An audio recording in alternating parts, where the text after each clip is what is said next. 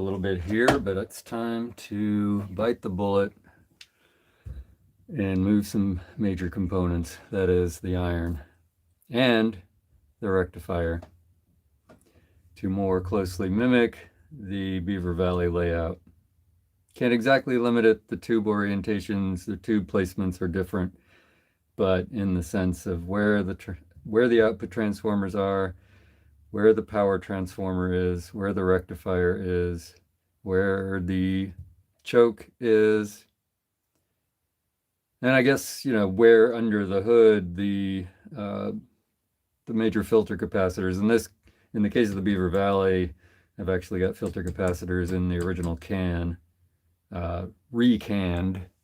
You know, I took out the old capacitor gunk and put in new capacitors. Anyway,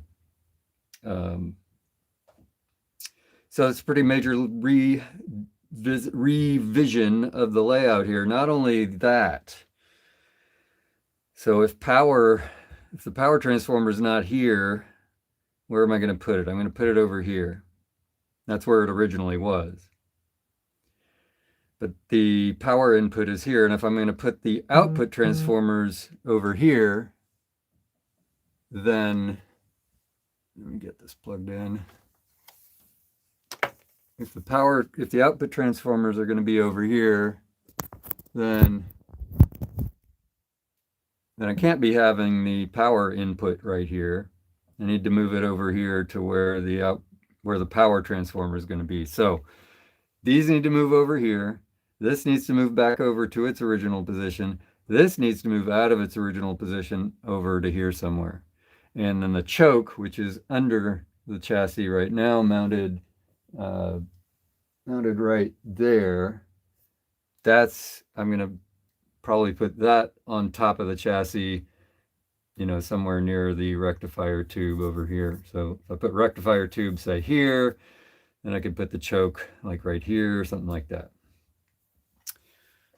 So it's a pretty major redo. I mean, basically the only thing that's going to stay the same is the circuitry and layout of the sound circuit, but all the power stuff needs to move, and the locations of the outputs need to move. So this is something I didn't want to do, but the more I look at this, okay, so why don't I just play around with power transformer layout or orientation to see if that'll have a beneficial effect. And the thing is, like, when I tried that, I got shorts, and I started blowing fuses, and because something bad happened when I dislocated the whatchamacallit, the tag strip that's attached here. And I don't know if I might have ruined some components. I'm going to need to look into that. But in order to do that, I need to make room. I need to rip stuff out. And as long as I'm needing to do that kind of ripping stuff up, I should just bite the bullet, fix this fundamental error in layout that I made at the very beginning. So that's where I'm going with this. I still don't have the stream up on my laptop, so let me get that going and get down to business here.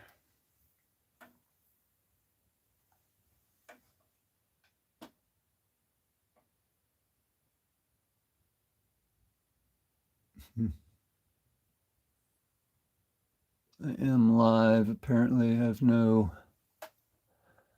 nobody's actually tuned in yet. But, you know, maybe this will be reposted. Maybe you're seeing it after the fact. And if so, that's what we're doing here. Yeah.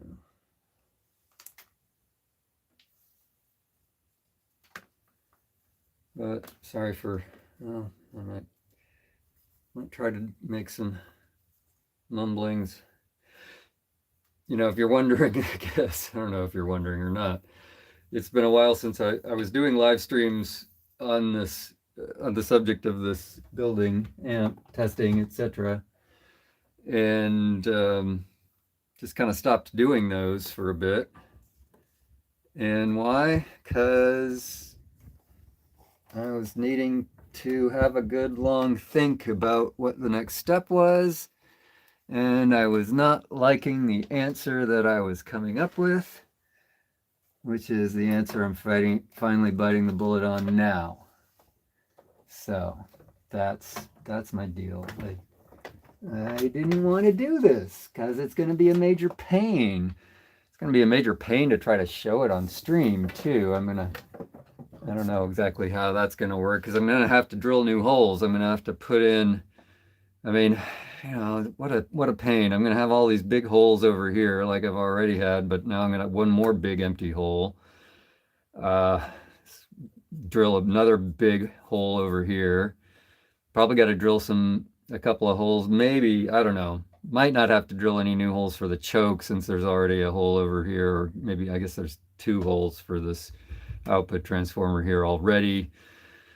So that'll probably be fine. I might have to drill some bolt holes to mount the thing. We'll see. Yeah, it's just going to be a major pain. So I'm going to have to take this out into my other sort of shop area, if you want to call it that, to do that drilling. I don't want to do major metal work in here. I'm going to have to saw a new hole for this. I'm going to have to drill new holes for these. Yeah, this is, we're getting into serious metal work, but for now, it's just going to be dismantling stuff. And then I can deal with moving the camera out into the shop, after I do that. If I even get to that today, this kind of stuff just takes time. Oh my God, you just want it to be done. And, I thought this might just be done, but no, of course not. I mean, come on. Couldn't just get it right the first time like I did with this one. This amp came out so beautifully, so amazingly. And so it just does make sense at this point to mimic as much as I can about the parts layout in getting this one right. Because in terms of its output performance, oh, by the way, there's a pretty nasty 60 hertz hum, but when I crank up the volume on this, it sounds really good. As I demonstrated, I guess, in the last stream that I've done on this. All right. Gotta get the stream up here.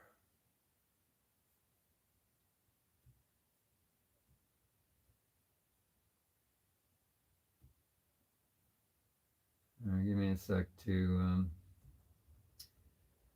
click kind of stuff. And then we'll have my my puny laptop noise to accompany the work.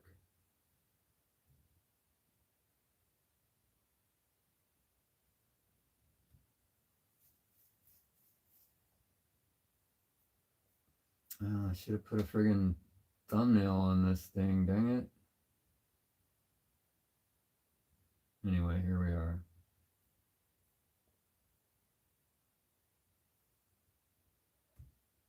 And here I am in the chat. All right. All right, so I'm going to move this out of the way now, but I wanted to show, this shining example of some good work. Shining example of bad layout, apparently.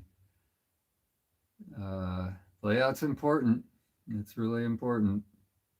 And again, the problem being having this power transformer so close to the input stage, just not working. And that's the only thing I can figure is the problem. If it's not the problem, you could say, Stephen, you really just need to isolate the problem. And it's like, yeah, I do. Problem is when I tried to do that, I got nastiness. I got shorts, I got bad shit. And I'm gonna have to repair that anyway. And as long as I'm in a major repair situation of things that I screwed up underneath, I can't be just fiddling around with this. I've got to deal with that. As long as I'm gonna have to do that, I want to address what I, effectively know now is a mistake and what I can see is a mistake in my earlier layout. So that's where I'm going with it. So let me get this out of our way.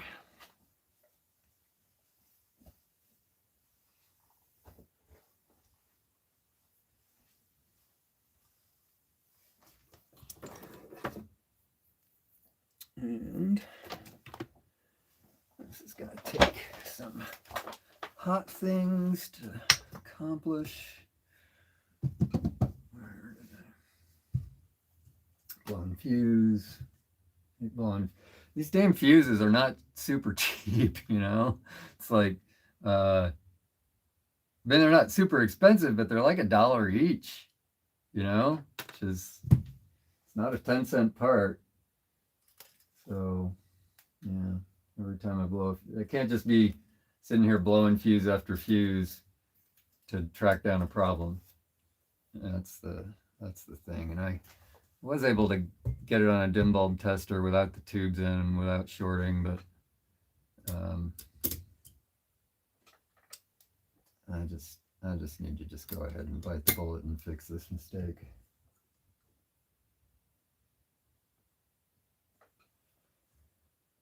Okay. Get this thing out of the way.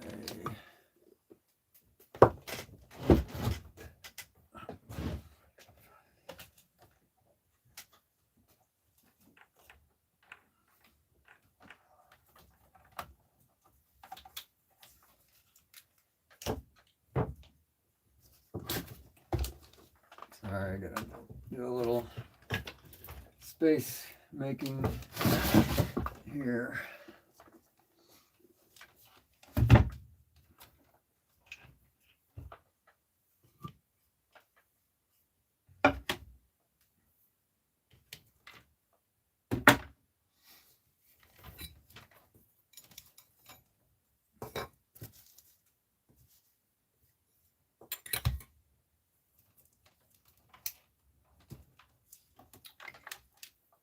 Let's see, in other news, I dropped a couple of, dropped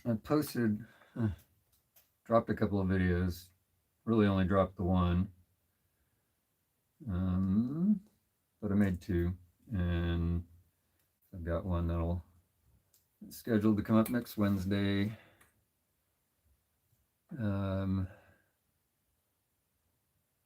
I guess, why the delay in content? Hey, True Voice of Reason, good to see you. Why the delay in content? Well, there's some reasons, but I guess what I'll say is, if I don't have a good idea for a video, or if I don't feel like I have a good idea for a video, I don't know. I don't really want to be just forcing content, making videos about nothing or just rambling in front of a camera about whatever. I mean, and that, I'll do that sometimes if I've actually got certainly I can ramble in front of a camera, and I don't have a problem doing it if I've got an idea about what I want to talk about. But if I don't have a good idea, or don't feel like it's a good idea, or I have no idea, but anyway, I'm not just going to be forcing content just for the sake of getting the stuff out. And so that's my principled reason for not posting regular videos for a while there. I got a couple done, and I think the one is doing reasonably well. And I don't know, I'll see about the other one. I don't even remember what it's about right now. It's the funny thing, you do these videos and like, oh yeah, that one. Make sure I'm not doing something stupid. Okay. you know, so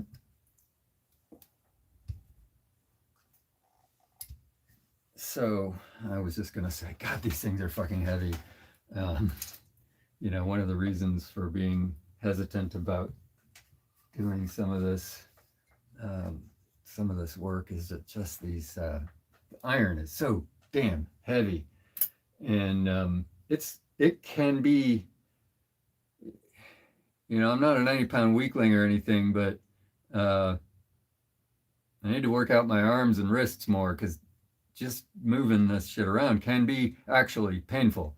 So if I kvetch and moan and make dad noises, you know what's going on. Oh boy. All right. I guess we just gotta. Okay, yeah, you gotta disconnect the power transformer. I'm gonna have to rip out. Um, well, actually, probably the first thing to do is take out the choke, and then get the other stuff disconnected. Yeah, we'll just take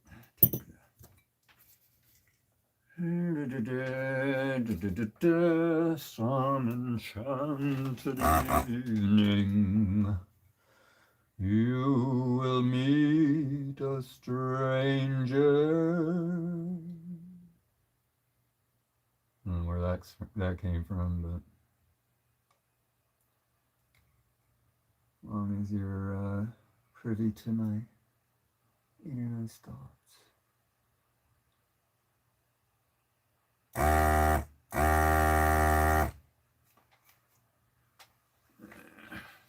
Pain.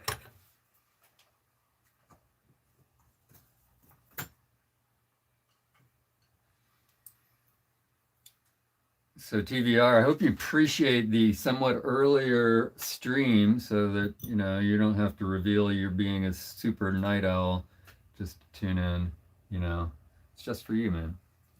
You and Bob, you know, those of you on the East Coast or at least in the Eastern time zone who show up to these things. I do really appreciate that. And so, you know, if I can start a stream a bit earlier to where you don't have to out yourselves as total night owls, I'm happy to oblige.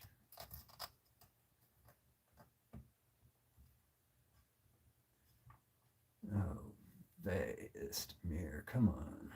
Just let go. There we go.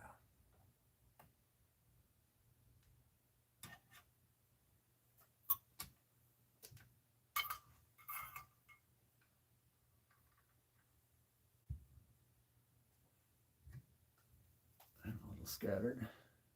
Huh. That's an always statement. Tweezers.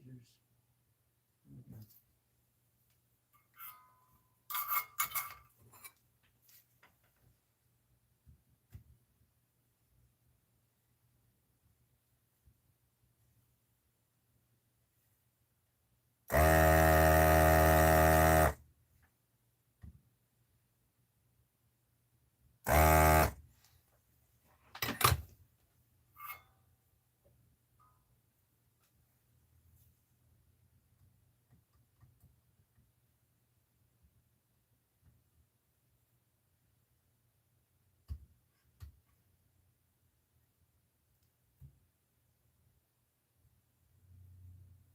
gotta rip out all this power supply circuitry.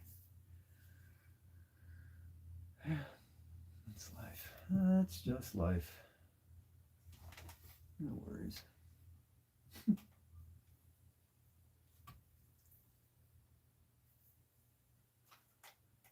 You know, and I thought of just doing this off stream, but I don't know, why not? Why not?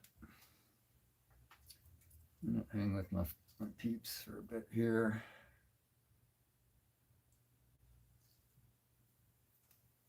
Of course, the major why not is I can't play tunes, man.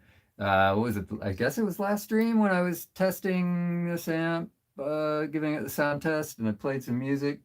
Dinged. Copyright. Had to excise those from the VOD, I guess is the term. When you make a video, you know, you make a stream viewable later. That's known as a VOD, video on demand. I'm not sure why we don't call all of the videos VODs, but you know, that's the streamer lingo. I'm up on that shit, y'all. Up on my streamer lingo.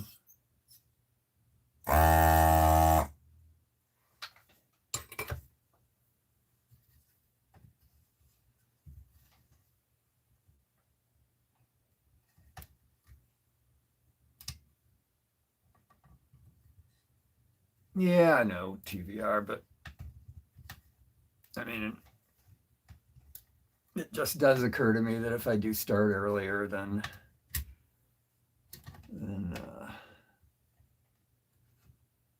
my East Coast people can, I know it's not actually coast, but you know what I mean. My Eastern time zone people can be here more easily. And it's not like I got thousands of people tuning into these things. You know what I'm saying?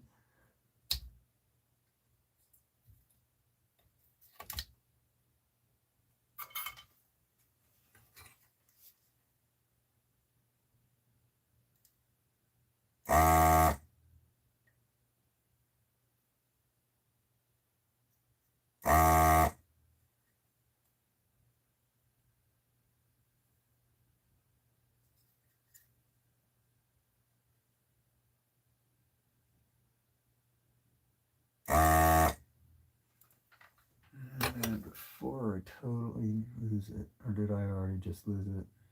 Yeah, I already lost it.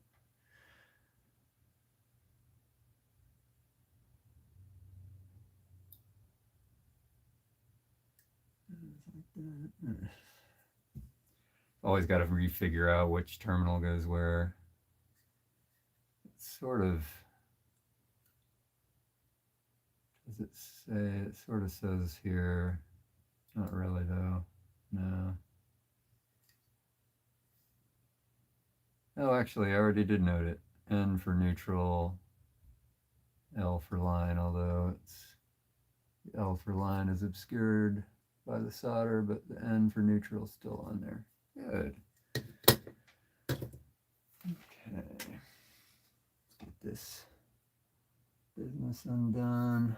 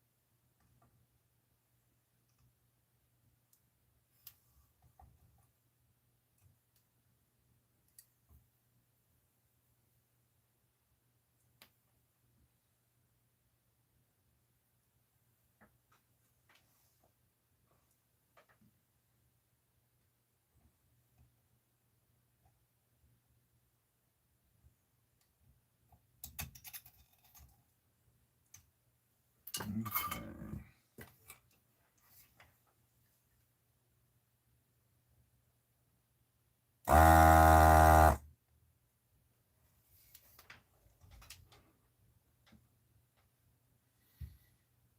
Yeah, heater wiring too. Yep. Whole everything, all power stuff. Gotta go, gotta move.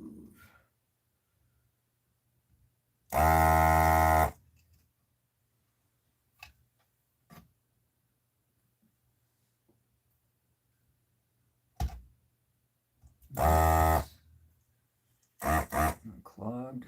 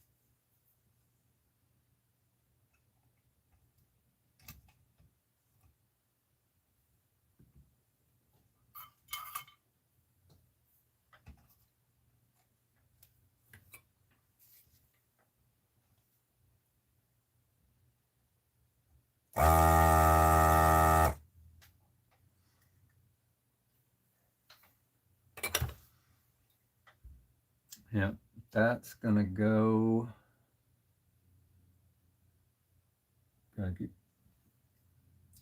Things look different on the bottom. These are gonna go over here. This is gonna go over here. This is gonna go over here. This is gonna go over here.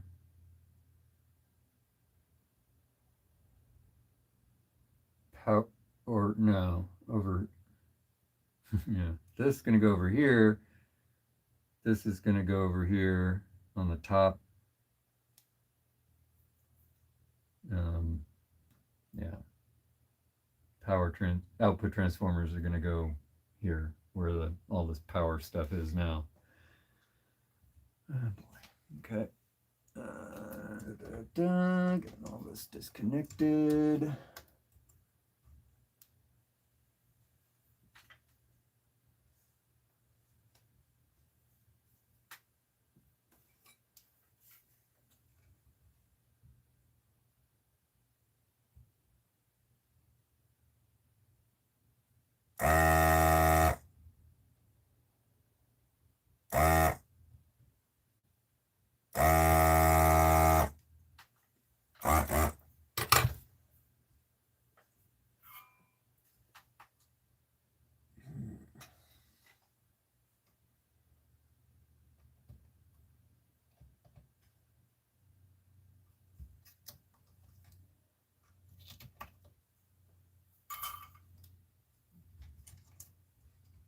Okay, let's it's always nice to have the illusion of progress, so what is the evidence? Progress presented to oneself. Let's get this thing off and moved. We'll get rid of some of the clutter here, as well as make me feel better.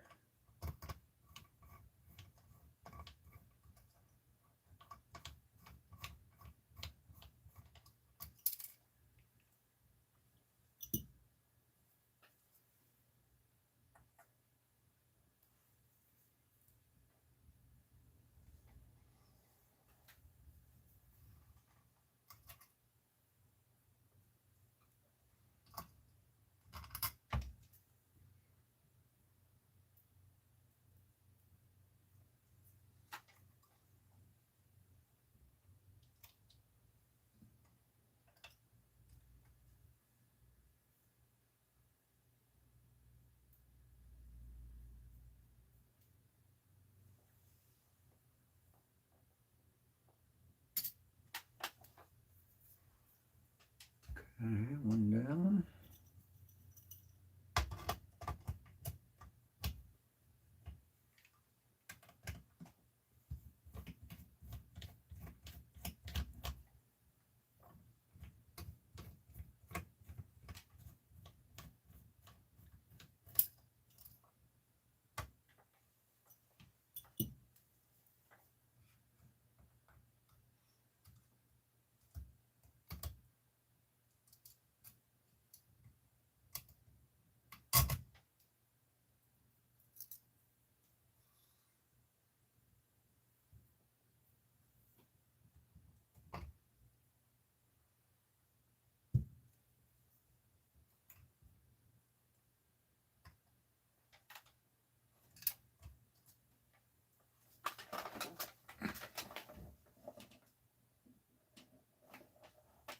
Where'd the little lock washer go?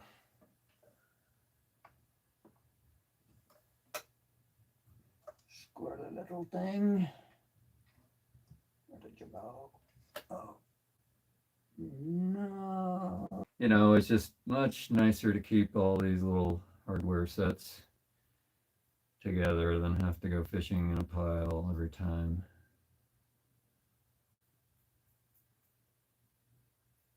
It's all number 4 hardware, which is small. So just bolt, nut, lock washer, washer. Okay, that's done.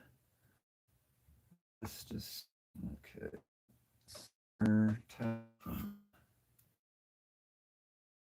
Secondary. About to say primary. Just to say the high voltage secondary.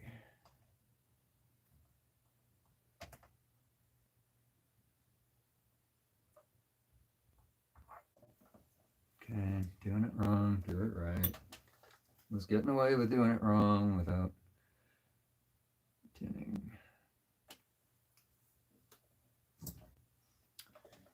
But this sinks some major heat, so gotta get it just right.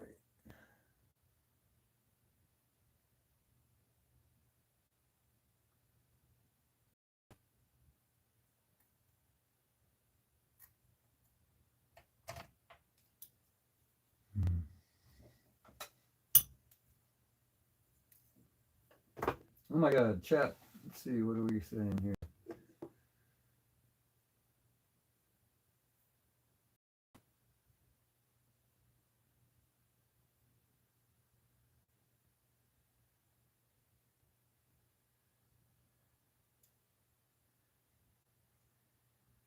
Rubicon.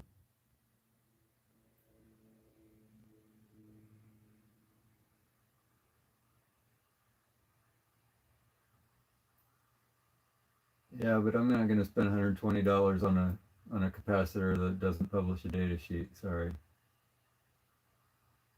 Just me.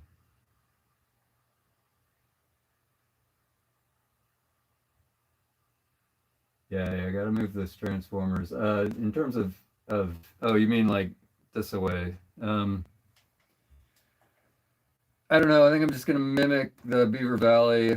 I mean, I could sort of cant them with respect to one another. Thought of that. I'll see, you know, if I've got space. But thing is, I want to make soup. The thing that I want to make more sure of is that the orientation of the power transformer is perpendicular to the output transformers. And if I make the output transformers perpendicular to one another, then I won't have another perpendicular for the power. So probably then the output transformers will just be, you know, with laminations like this, right? And then the power transformer with laminations like this.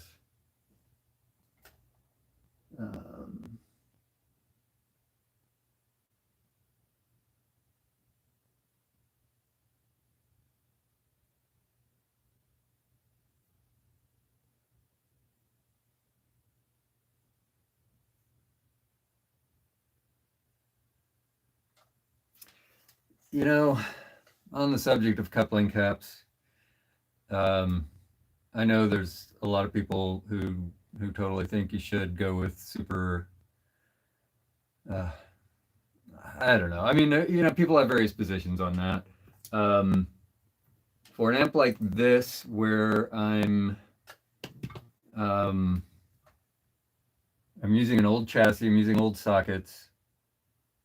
I don't think it makes sense to go in and put in high dollar caps. You know, it's just not. It's just sort of good money after old, bad, not bad. When if I make an amp from scratch on a new chassis and new everything, I think then it makes a little more sense to consider spending more on some of the components.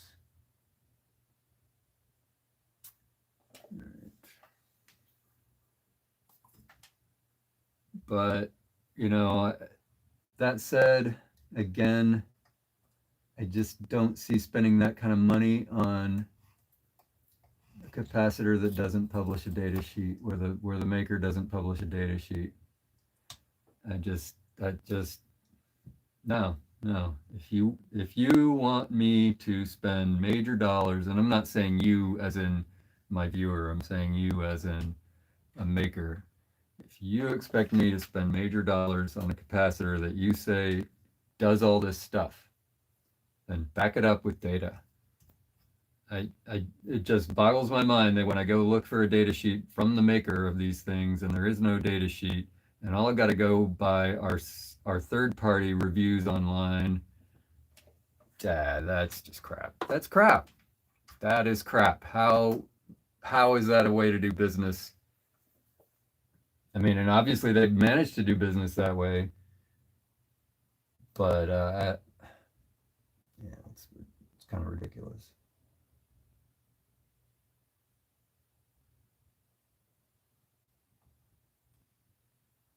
You ought to, not only should you, for $120 a cap. All right, let me preach for a second here. For friggin' $120 a cap, not only should you publish a data sheet, you should publish a fucking spice model. Okay? So that I can friggin' model the difference between your cap and another one. Right? I mean, is that too much to ask for a friggin' $120 cap? Ah, sorry, you got me on my soapbox, man. Where's the spice model? Show me. Show me what difference it makes before I spend the friggin' money. Come on.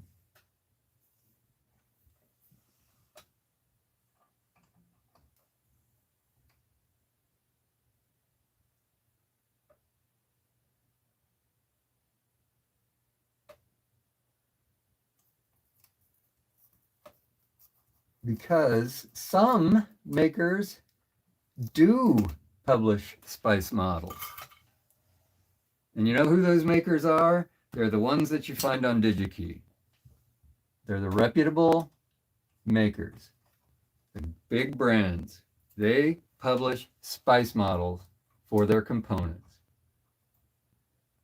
Because capacitors behave in funny ways with frequencies, different frequencies. You get some odd behaviors. You get some odd behaviors when, or different behaviors than you might expect.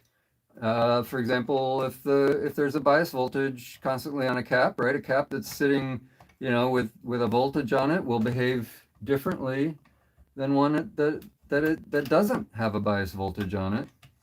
And a reputable maker will publish a spice model that includes that effect.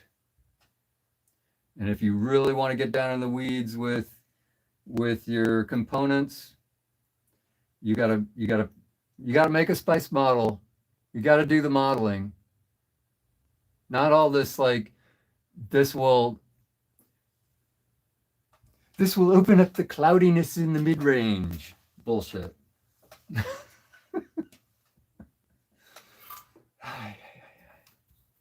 Caramba.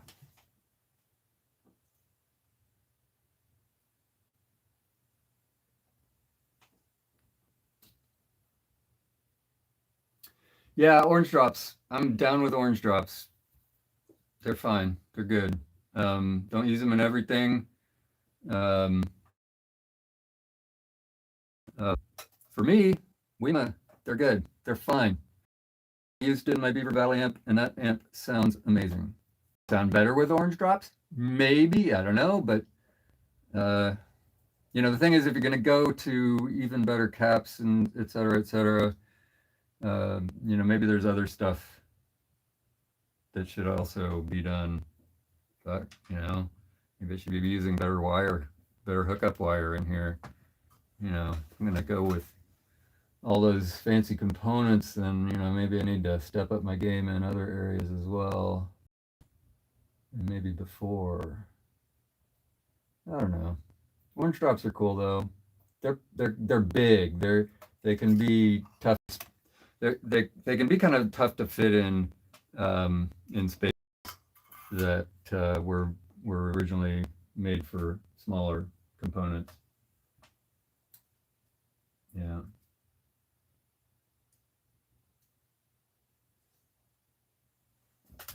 All right. I think, is that it? My power transformer is disconnected. All right. But you need to clip that so that I can get it out.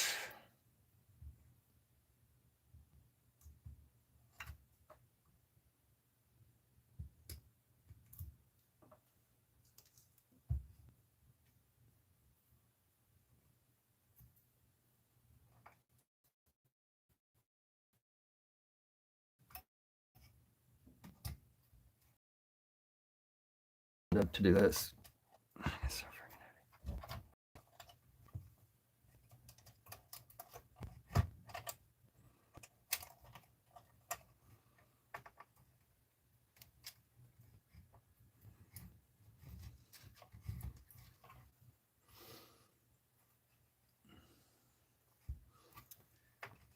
So I'll share with you. I've been talking with my buddy Niels, or he's been talking to me about.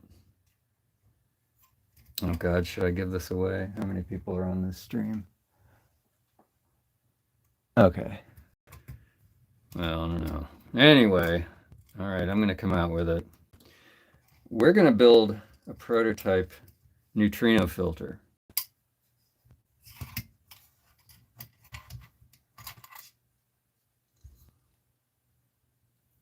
And I'll tell you about the design if you'd like to know.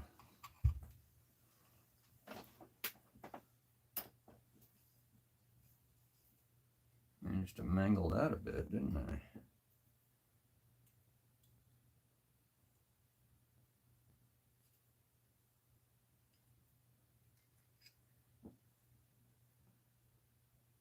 All right. Yeah, so anybody know about neutrinos? How to detect them?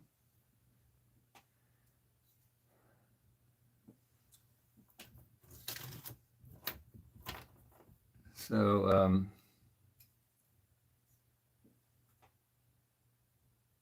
well, it might be built in the garage. It'll, it's going to take some fab work, on a serious block of metal.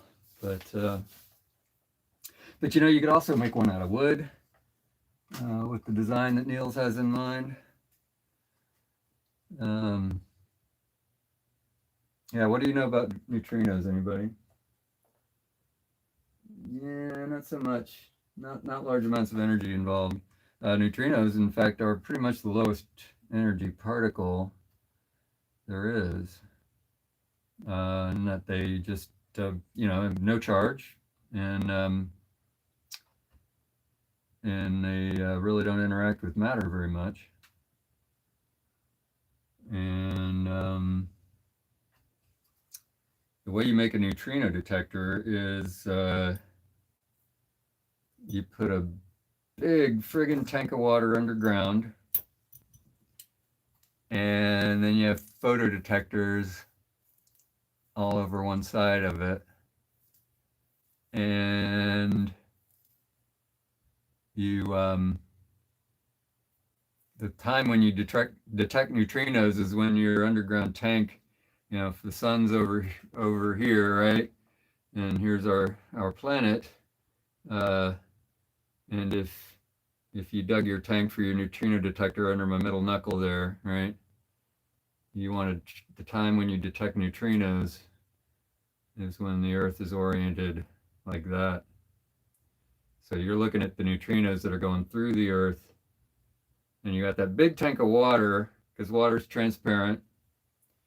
So you can, if a neutrino interacts with a nucleus, you can get the photons that are emitted from the interaction.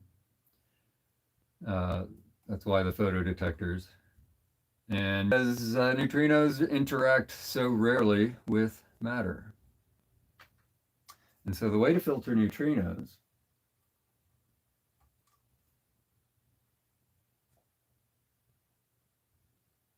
yeah, the way to filter neutrinos is, wait for it, a right angle. Got neutrinos on your line, just put it through a right angle. That's the neutrino filter. All right. I'm just not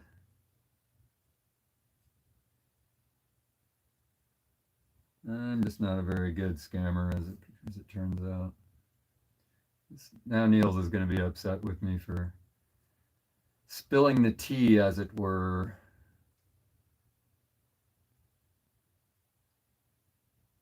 All right, got off the power transformer. Let's look at it from the top again. Now I can actually move the damn thing, because, whew, that thing is heavy. And now time to remove the output transformers.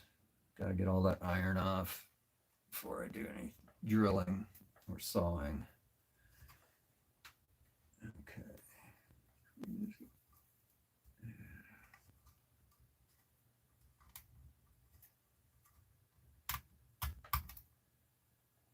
What? LEDs as detectors? I don't think so. No.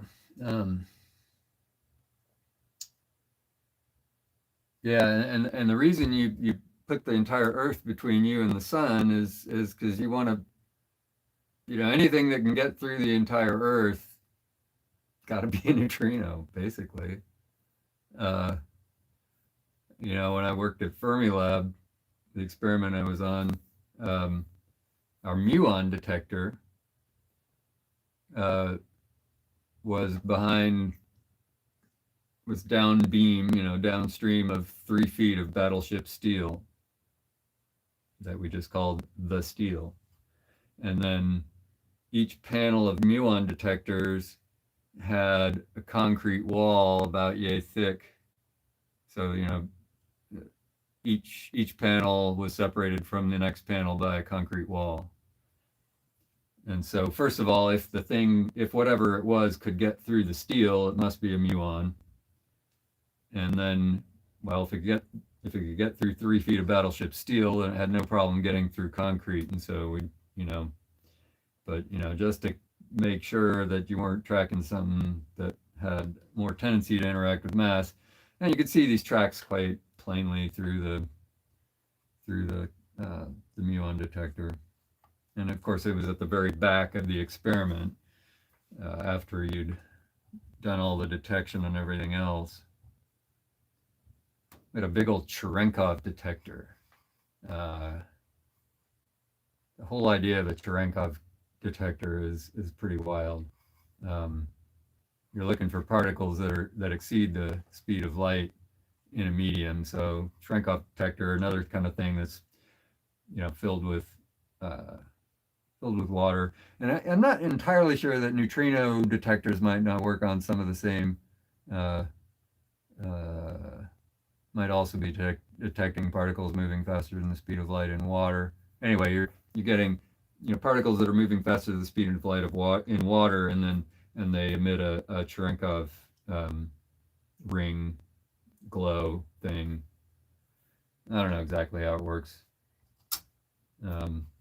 You might have heard of that Cherenkov glow. The whole reason that a nuclear reactor might have a blue glow to it is because the neutrons, you've got fast neutrons coming off and hitting the water. Um, they're slowing down in the water, but in order to slow down in the water, they emit that radiation because initially they may be moving faster than the speed of light in water. Okay.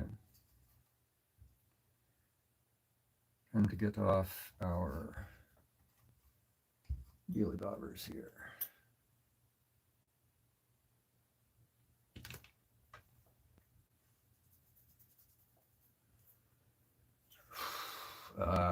Tauon. I don't know if we ever observed a tauon. So you got your mu neutrinos and your muons, your electron neutrinos and your electrons, tau neutrinos. So in order of mass, right? You've got your neutral particle and charged particle pairs on the electron and neutrino side. So you got your electron and your low mass neutrino and your electron, and then your muon and mu neutrino, tauon and tau neutrino. But I think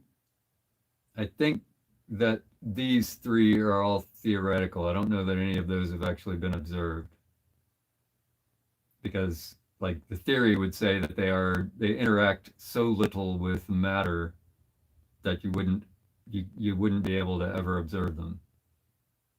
The muon you can observe, of course the electron you can observe, and the low mass neutrino you can observe. Now I remember somebody talking about a 14 keV neutrino, and I can't remember if that was associated with the muon or not. So this was I don't know if this ever got past peer review, so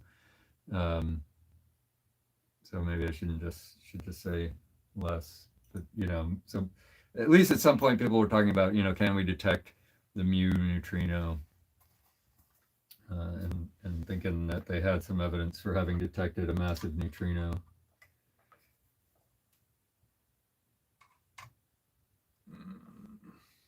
Oh, and if you're wondering, when I said a massive neutrino, but I didn't cite a mass, I cited an energy. That's basically how you talk about mass of subatomic particles, is in terms of its number of electron volts.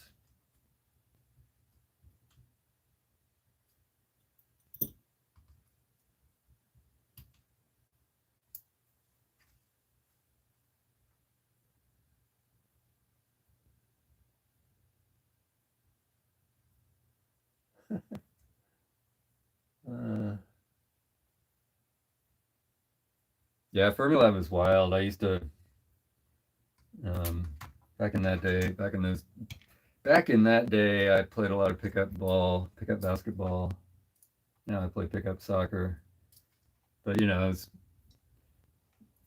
pickup basketball is where I get to interact with all the other, all the sort of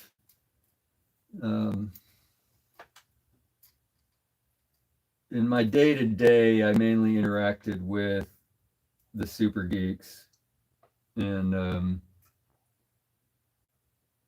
once you start playing pickup ball with just anybody, that's when you start to get to interact with all the engineers who make that shit work. It's pretty hardcore engineering.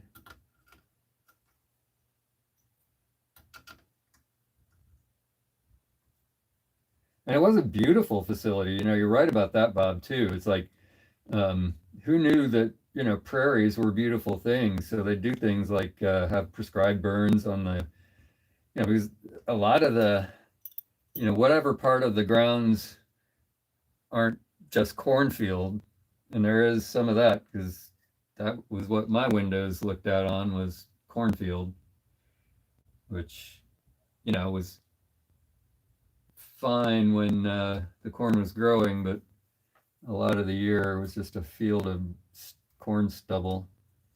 But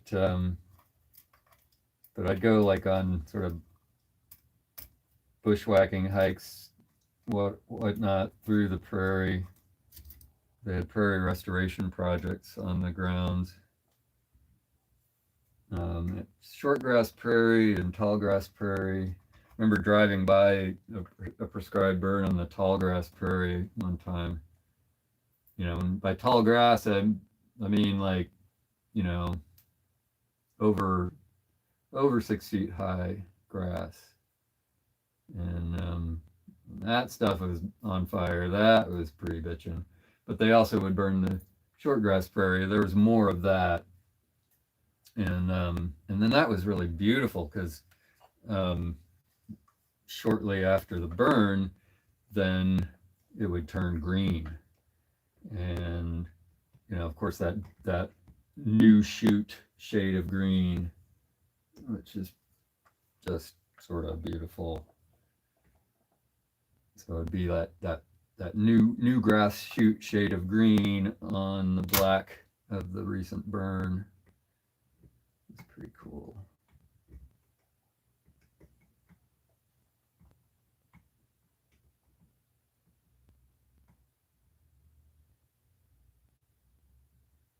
They finally detected a very small submarine. Well, I don't know how old the literature you're reading is. I mean, you know, there's a friggin' buttload of small particles.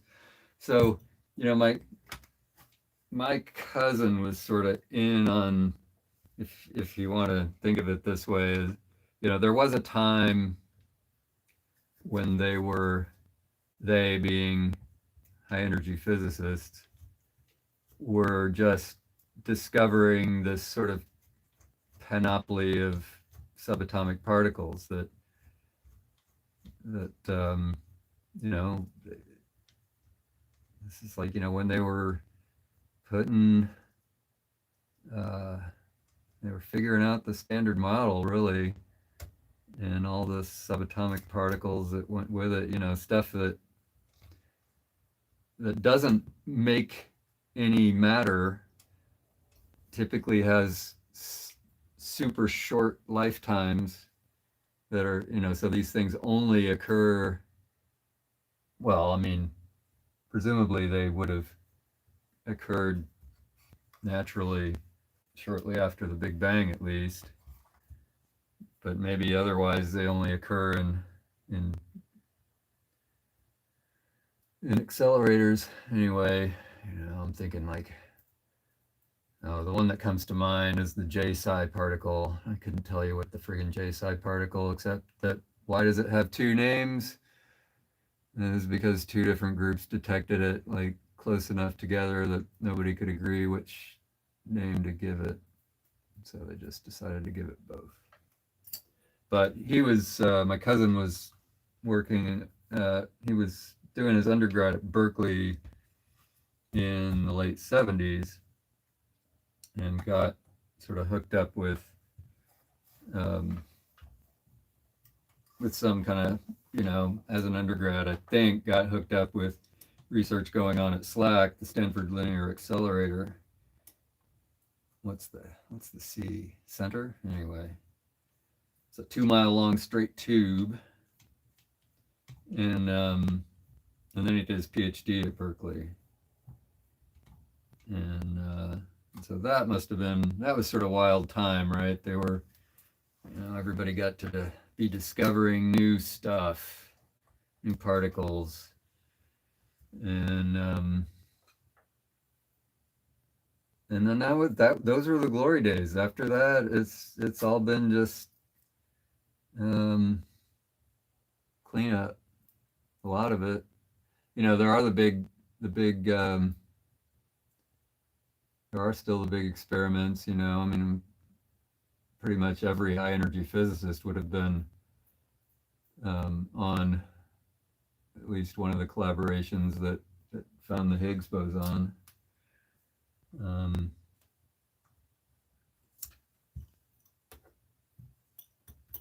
And so, of course, he was too. I shouldn't have turned that off.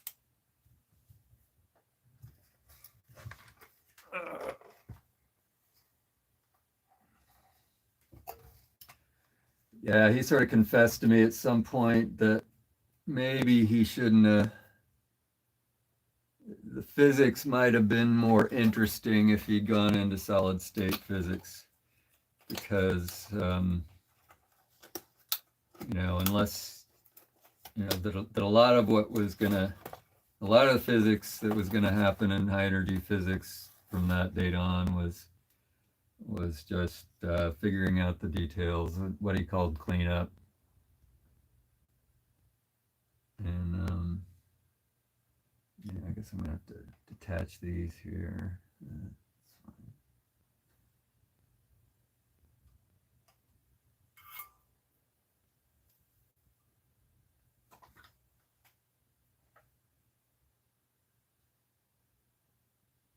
All right, TVR. I'm not trying to give you too much shit, but I don't keep up on that stuff anymore.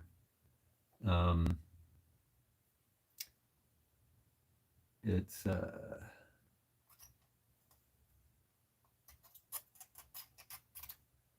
I was gonna say it was fun at the time. The idea of it was fun, was neat, and so I guess I kind of did the smart thing. If there's something you want to do and you think this might be the thing to do, get a job as an undergrad or after undergrad, check it out, see if this is a thing that you might want to do, because getting a PhD is serious hard work. So that's what I did after I graduated, and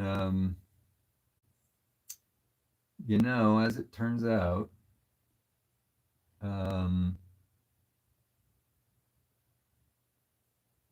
as it turns out, if you're going to be a high energy physicist as a graduate student, you're going to spend most of your time in a bunker. In that particular case, at least we had windows. But one of the experiments my cousin was on was just, pretty uninspired architecture, that's for sure. It was a metal shack out in the middle of a prairie with a bunch of ugly guys. Not all of them were ugly, but boy. And when they get together, they're not real good at small talk. I'm not real good at small talk either, but dang, man, they just talk about things like the lifetime of the J psi particle. Just, not stuff that somebody with my level of education at the time was really able to participate in. It doesn't really matter to real people. And so, did I just scorch?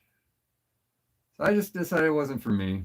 And if I have to be perfectly honest, I also got the impression that maybe I wasn't quite smart enough to seriously get into that stuff. It was pretty hardcore, and wasn't clear that I had what it took on some level, at least. Oh shit, I didn't need to do that. Okay, put back.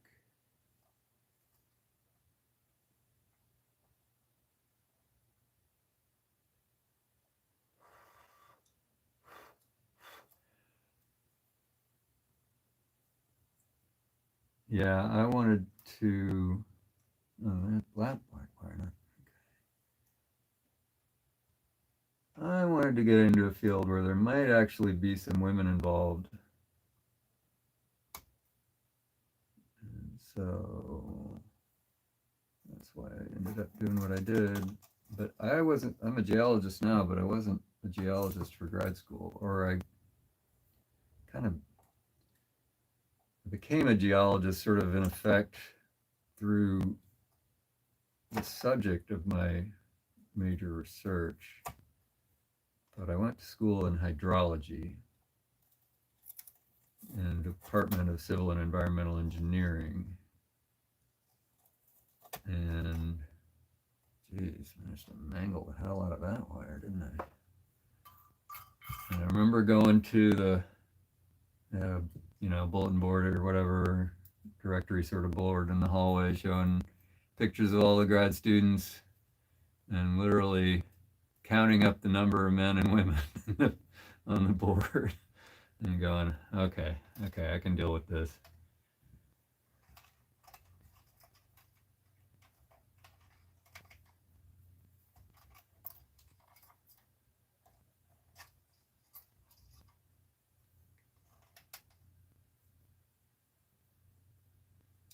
But I remember my cousin specifically sort of admitting, or I don't know, admitting is really the right word, but saying that,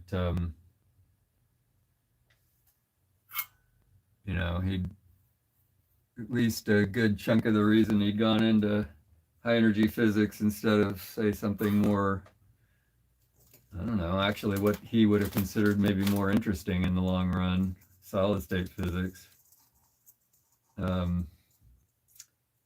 Was that it was something that his wife was interested in, and so he could actually talk about his work to Sue, his wife, without her just, and she'd be interested in what he was talking about.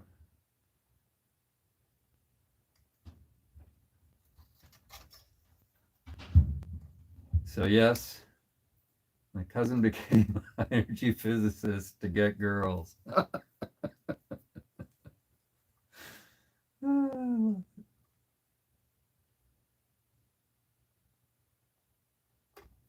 maybe that's why.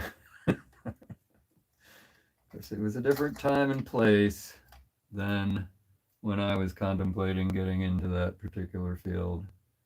Very different time and place. Slack wasn't doing interesting work anymore, so you had to be at Fermilab, which is far away from real people. I mean, it's in the suburbs of Chicago, but boy, is it way out in the suburbs of Chicago. It is in outer Chicagoland, I suppose you would say.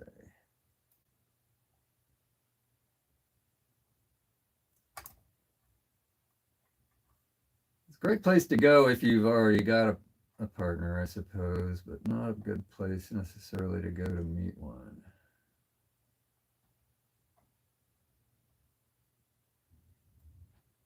Unless you're into ugly guys,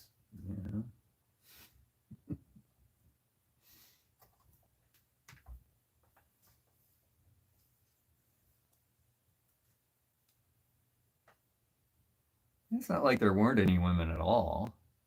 There were a couple. But, they were married. They had their pick. To be able to hang as a woman in high energy physics, you were. That was. The odds, as they say, were in your favor. It's not all the guys were ugly.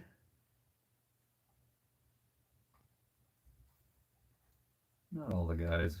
I mean, and I wouldn't even say that generally the guys were losers or anything. It's just, it was seriously a bunch of guys. Any given time, there might be 2 women in the building with 60 other people. All right, I think that one's fully disconnected.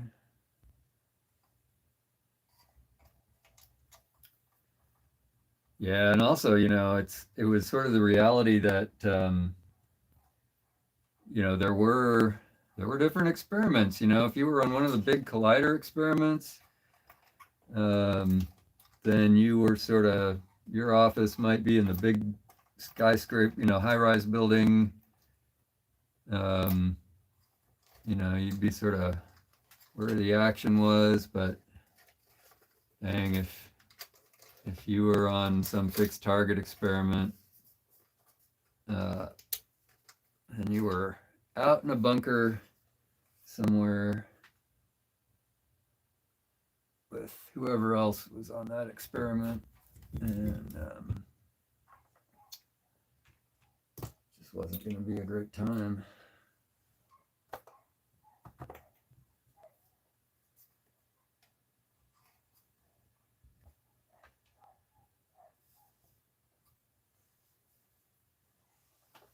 All right, March, CERN discovered instead of 2 up quarks and 1 down quark particle, had 2 heavy charm quarks and 1 down quarks.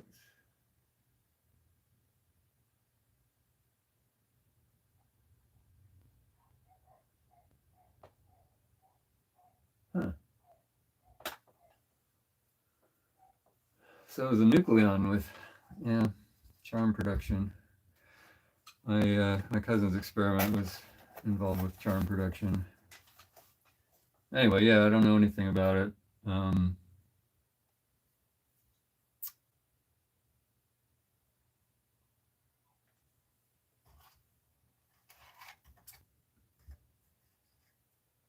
names of the quarks are fun. You got your up and down. That's what makes everything that we're made of and everything that we interact with. And then charm and strange. And then bottom and top, or beauty and truth. Top has kind of stuck, but bottom didn't stick. Beauty, so it's like beauty and top are the more predominant names, which doesn't make sense, but whatever.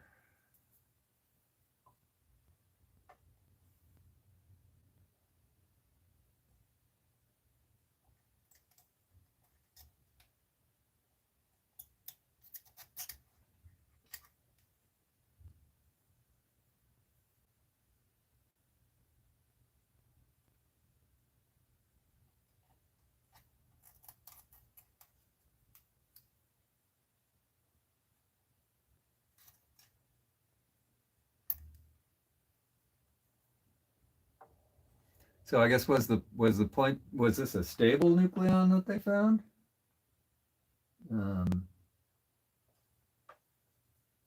Like a mixture of charm and down?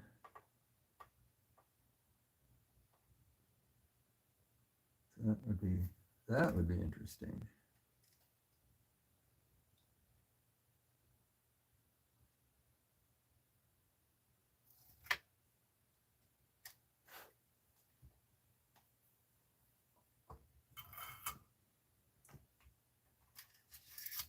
Okay, wires disconnected. Bolts.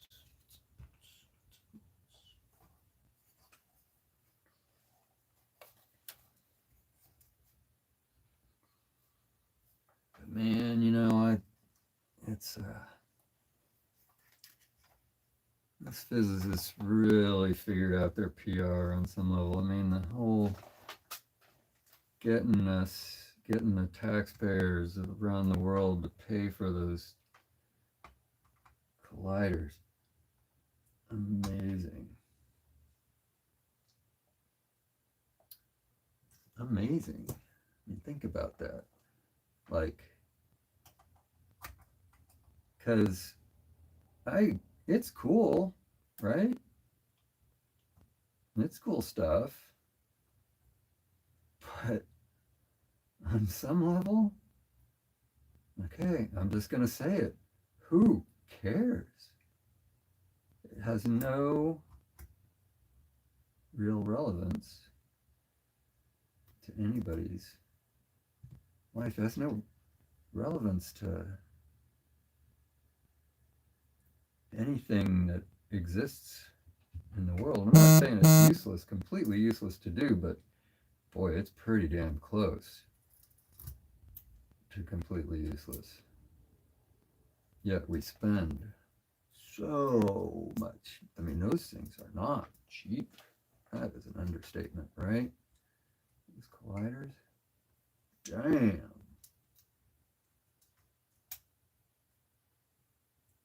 And I'm not saying it's a bad thing to do. I'm just saying, wow.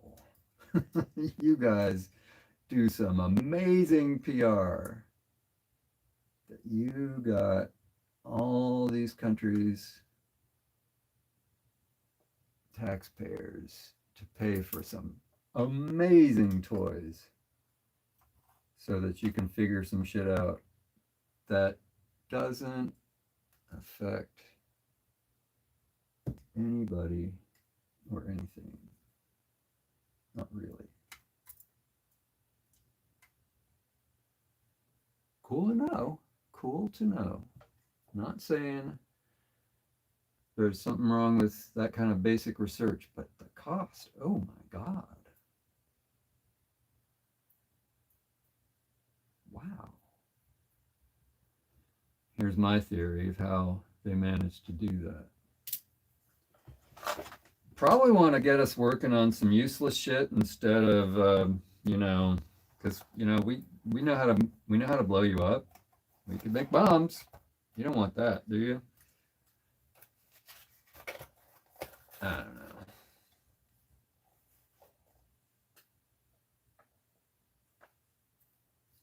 Controversial opinions, perhaps.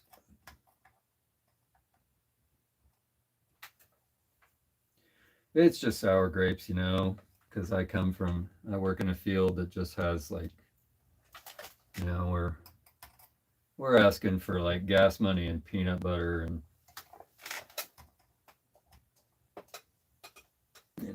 just enough to pay a graduate student to go camping out in the field and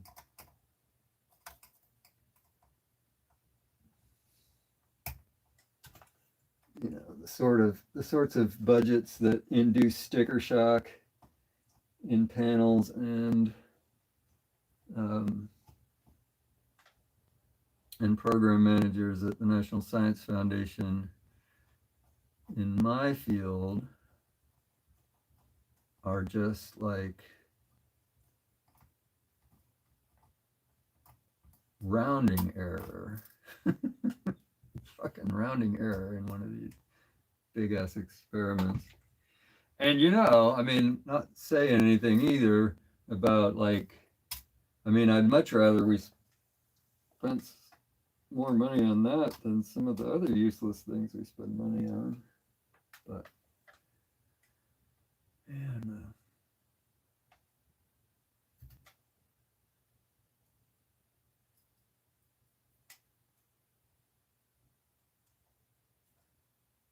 sour grapes. Sour grapes.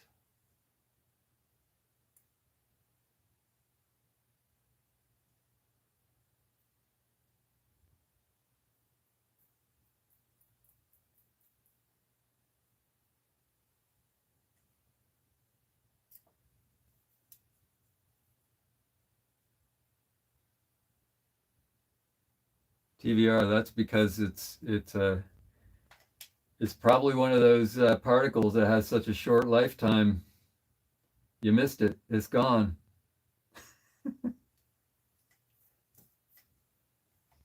It's funny, these particles, that their lifetime is measured in nanoseconds or whatever. I don't even know if that's right, but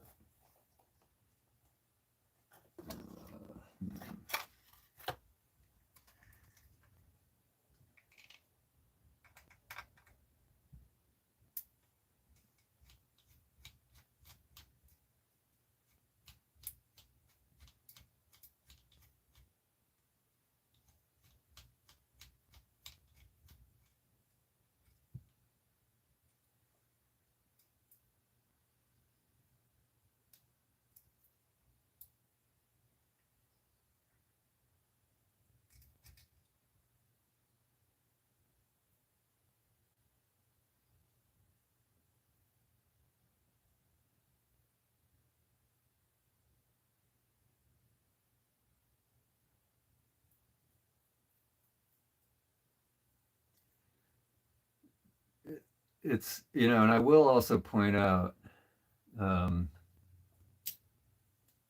that even on these big physics experiments, there is, you know, we're still not talking like real money relative to, say, defense type projects. Um, or for that matter, probably like, well, anyway, I mean, what I'm getting at is like, you know, yeah, the engineering of a particle accelerator is amazing, and that's where the sort of cost is no object sort of hardware sits. Um, and maybe even on the big, you know, some of the big collider experiments, you know, the ones where, and by collider, I mean, you know, where you're like, you're shooting beams at each other. And so you got these big sort of cylindrical detectors. Um, but at least in the experiment I was on, you know, there was certainly a lot of, there was a certain amount of chewing gum and baling wire type stuff going on um, in order to keep stuff going.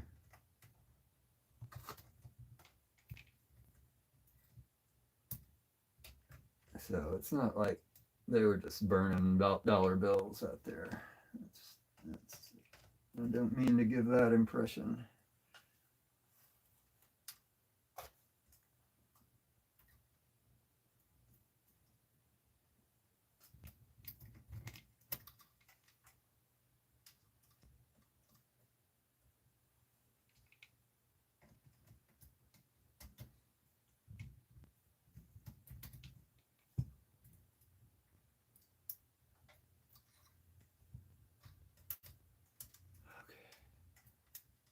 Man, sometimes getting that last bolt is just OMG. Of course, it's one that has a tag strip on it. All right. I think it is free. Let me fish out some hardware.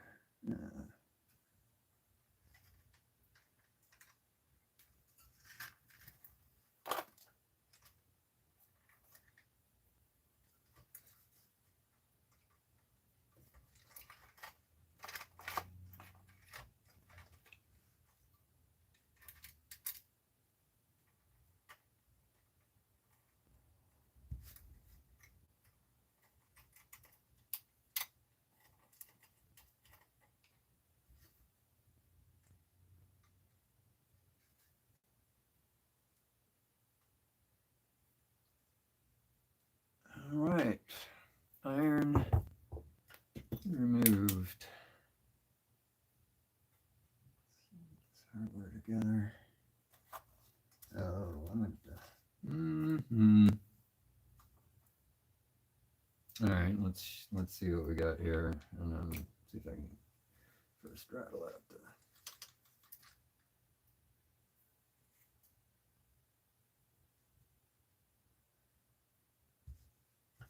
Where's the lock washer? Yeah, fell on the floor.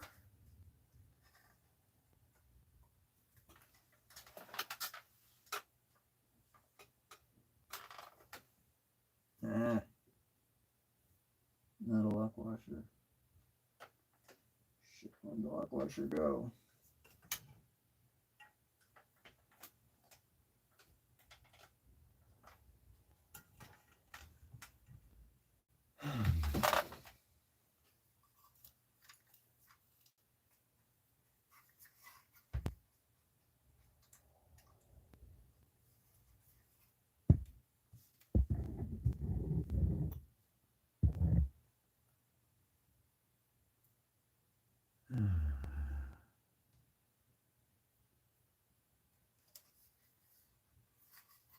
Not the end of the world. Dang it.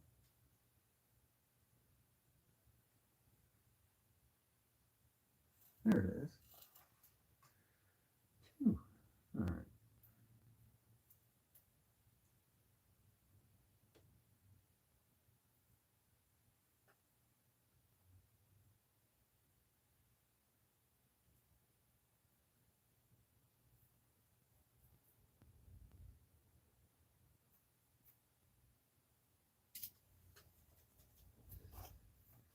Alrighty then.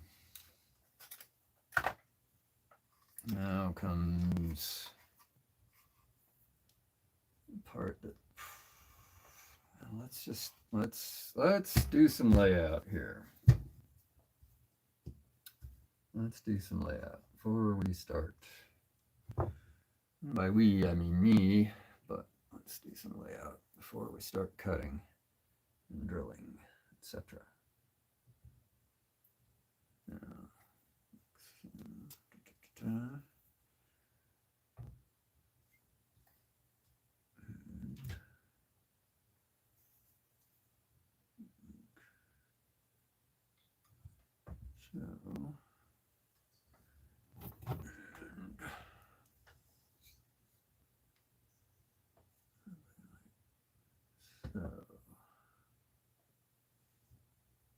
Or wait. Oh, yeah, that's wait. Okay. I think that's the hole that is new because it matches this one. That's the old hole. So if I can actually put this back in these original holes like that. Okay. Now remember the original output transformers were over here. And so you will perhaps note that the original configurations of the output transformers didn't even have laminations perpendicular to the laminations on the power transformer. Interesting, huh?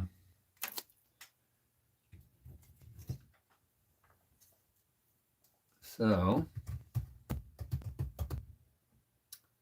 that's the idea, which means, and how, now one thing I'm not, I'm a little worried about is how much does it matter to have an output transformer? Because, one of these pieces of iron is going to have to end up being relatively near the input stage.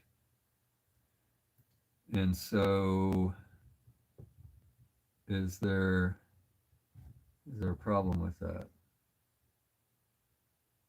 Now I could sort of scooch these this way, right, to get them a little bit further from the inputs. But then I've scooched them close to one another, which, you generally like to have them farther apart from one another for better channel separation. And you generally like to have them farther from the power transformer, although again, it's you only got so much space. But, if I sort of maximize space between things, between big pieces of iron, then I've got something like that. And then and then I've got this choke, which can go over here somewhere, like there. And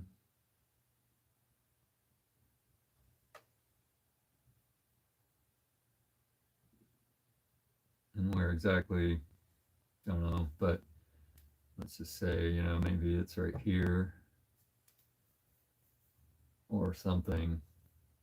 I mean, I can scooch it over. I'm just, it'd be nice to be able to use some original holes, but don't worry about that. Anyway, then I put the rectifier sort of, say, right here. And it'd be nice if I had a little handy circle of paper to represent that, but I don't. So we'll just use this. There we go. There's our rectifier. And then our choke. Hell, just to give it maximum distance, and actually even, not quite the same hole spacing. Oh, so tough. So close. But put the choke over here as well. So that keeps all of the power stuff, you know, and then of course this goes here, and the output jacks go over here, which means I got to close up a hole or something. I got to, you know, anyway. That is the plan. And so, yeah, now I just need the holes.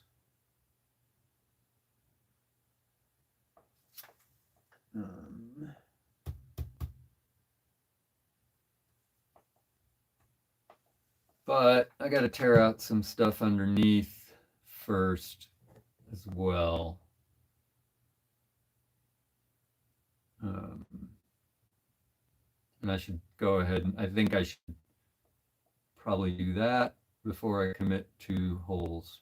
I should probably figure out the layout underneath as well. So let's do that. Let's envision things.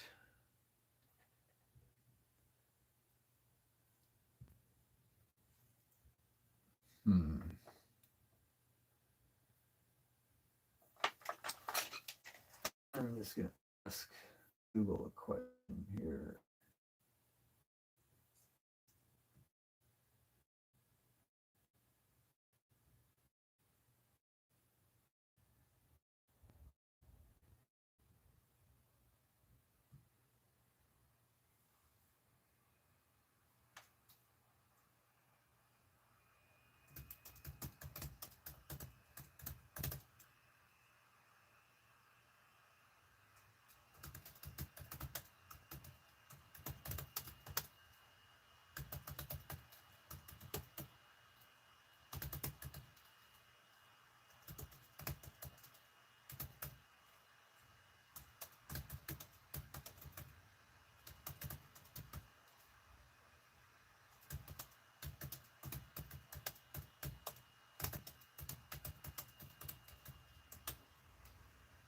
So I'm just typing in for optimal ideal placement of output transformer on tube amp. Does it matter if it is close? If the output transformer is close to the input stage. Let's see what I get.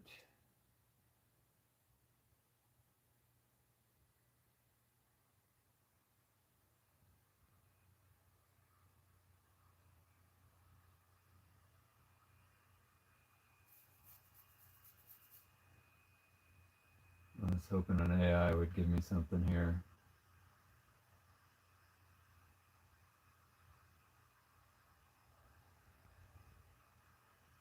I'm going to consult Morgan Jones here. That's why I got actual physical books.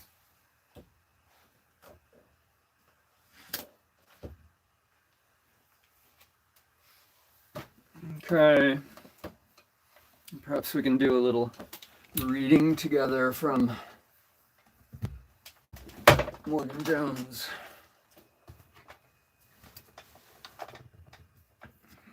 Let's find.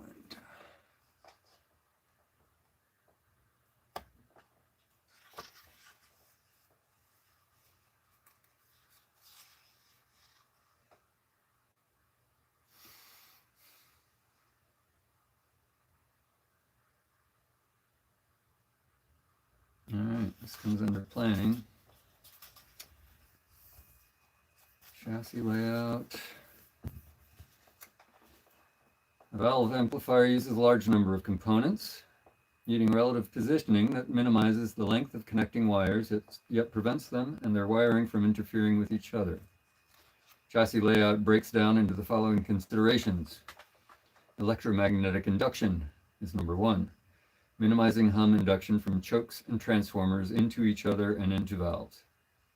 2. Heat. Output valves, etc. are hot and must be cooled. Conversely, capacitors run cool and should be kept that way. 3. Unwanted voltage drops. All wires have resistance, so the wiring must be arranged to minimize any adverse effects of these voltage drops. 4. Electrostatic induction. Minimizing hum from AC power wiring is not often a problem because even thin conductive foil provides perfect electrostatic screening, but paths should be kept as short as possible. 5. Mechanical/safety. Achieving an efficient chassis arrangement that is easily made, maintained, and used. 6. Acoustical. Almost all components are microphonic, but valves are the worst. We should consider which components are most sensitive to vibration and minimize their exposure. 7. Aesthetic. The highest expression of engineering is indistinguishable from art. If you have a superb chassis layout, it will probably look good. Conversely, if it looks horrible, it is probably a poor layout. We have a 7-dimensional problem. A poor transistor amplifier might be able to hide behind the fence of negative feedback, but amplifiers having an output transformer rarely tolerate more than 25 dB of feedback before their stability becomes distinctly questionable. Okay. Let's skip ahead here. Electromagnetic induction. Almost all of the larger components either radiate a magnetic field or are sensitive to one. Not all of a transformer's primary flux reaches the secondary, so leakage flux might induce currents into grid wiring, thereby developing voltages across associated resistances. Whether or not these currents and voltages are significant depends on the signal level and source impedance at that point, so output valves are less of a problem than the input stage. Coupling between wound components. Wound components such as transformers and chokes can easily couple into one another, so hum can be produced by a mains transformer inducing current directly into an output transformer. Fortunately, the cure is reasonably simple and may be summarized by a simple ratio whose value must be minimized. Induction is proportional to cosine theta over d cubed. The angle theta and distance d are shown in the diagram. See figure 1.1. The d is distance, theta is the angle between the laminations, say. Rotating transformer cores by 90 degrees, cosine theta equals, cosine of 90 degrees equals 0, so that the coil of one transformer or choke is not aligned with the other is very effective and typically results in an immediate 25 dB of practical improvement. Even better, if one coil is driven from an oscillator, whilst the interference developed in the other is monitored, oscilloscope or amplifier loudspeaker, careful adjustment of relative angles can often gain a further 25 dB. And that's what Niels was telling me at some point, and what I was going to try with this before I had things short and lead me to just going and tearing shit up. Okay, because coupling decays with the cube of distance, as the distance between offending items is increased, the interference falls away rapidly. However, simply increasing the gap between two adjacent transformers from 6 to 25 millimeters does not materially reduce the interference because the transformers are typically 75 millimeter cubes, and the spacing that applies is the distance between centers, which has only changed from 81 to 100 millimeters, resulting in only 5.5 dB of theoretical improvement. Unfortunately, when large transformers are this close, coupling no longer obeys the inverse cube law because the dipole equation upon which it is based carries the implicit assumption that the separation is much greater than the dipole length, so a 3 dB reduction or less is more likely. Okay.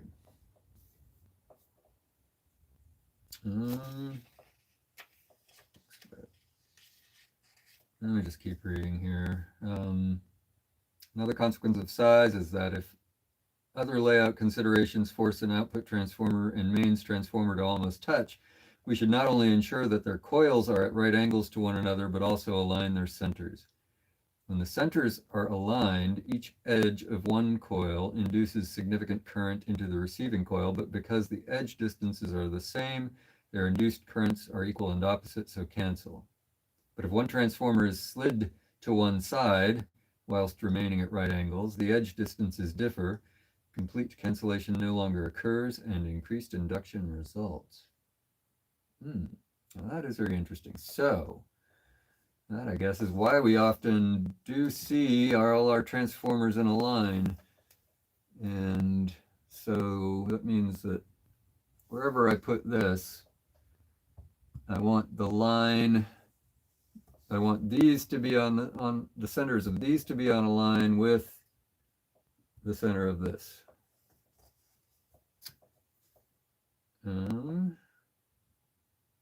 Be aware that the previous argument of edge distance equality and consequent cancellation assumes that the transformer manufacturer made each winding fill complete layers. They usually do because it avoids difficult winding, but a dual chamber bobbin, having the mains primary in one chamber and secondaries in the other, destroys this fundamental assumption, and only testing can determine its optimum orientation.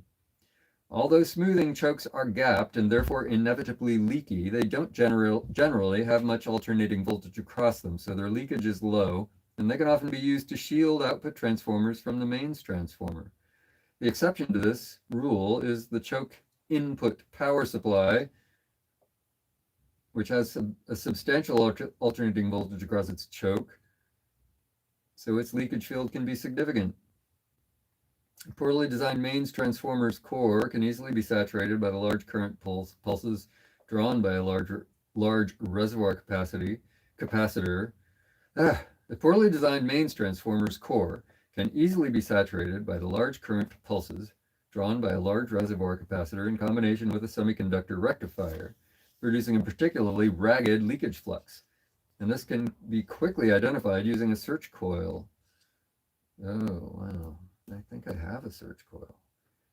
The effectiveness of magnetic shielding is determined by the ratio of the shield's thickness to penetration depth. Okay, shielding. That's not what I was after. So I mean, like he says, the inputs are way more sensitive than the output stage. Do I need to worry about the leakage from the output transformer? Maybe. But certainly the leakage from an output transformer would be preferable to the leakage from a friggin' power transformer. And the choke, well, just keep it over here somewhere. And I can go ahead and make its laminations perpendicular to these.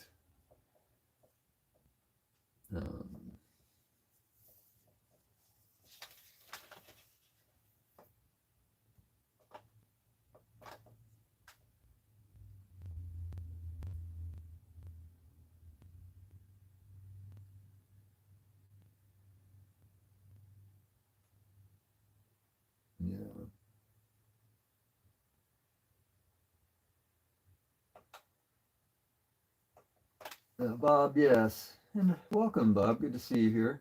I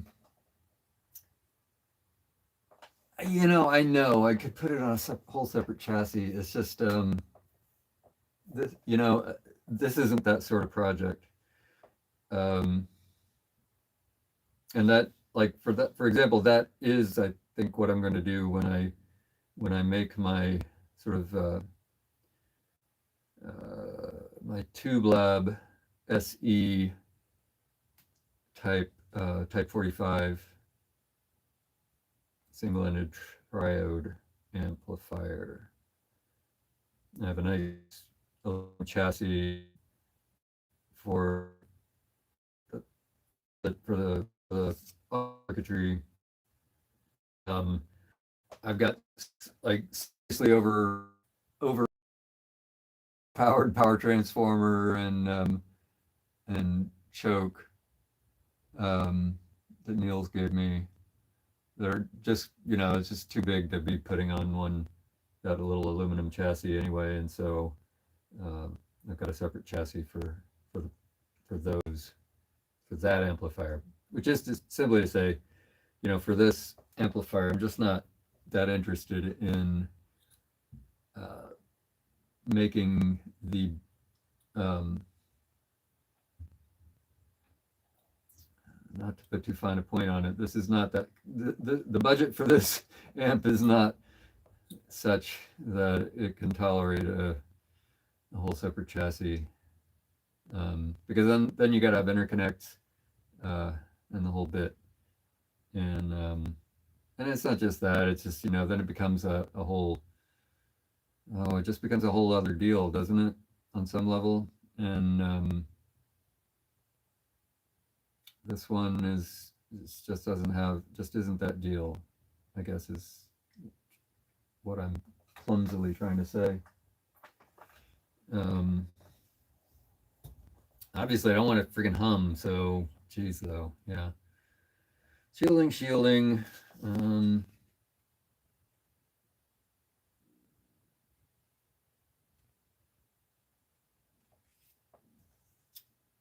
okay, let's see. Talking about shielding.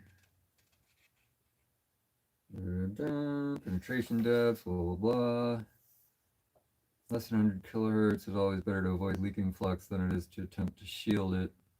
Unsurprisingly, the equation also tells us that magnetic shielding is best achieved using a magnetic material, such as steel, but it also tells us that magnetic shielding can be obtained at high frequencies simply by a good conductor, such as aluminum or copper, aluminium or copper. Thus, we can expect a thin steel shielding Thus, we can expect a thin steel shielding can enclosing a transformer to mainly attenuate the high-frequency component of its leakage flux. The second guilty party is a 50-year-old mains transformer whose core material is deteriorated but is screened by a thin steel can, resulting in a leakage waveform having smoothly rounded edges, indicating far less high frequency content than the first example.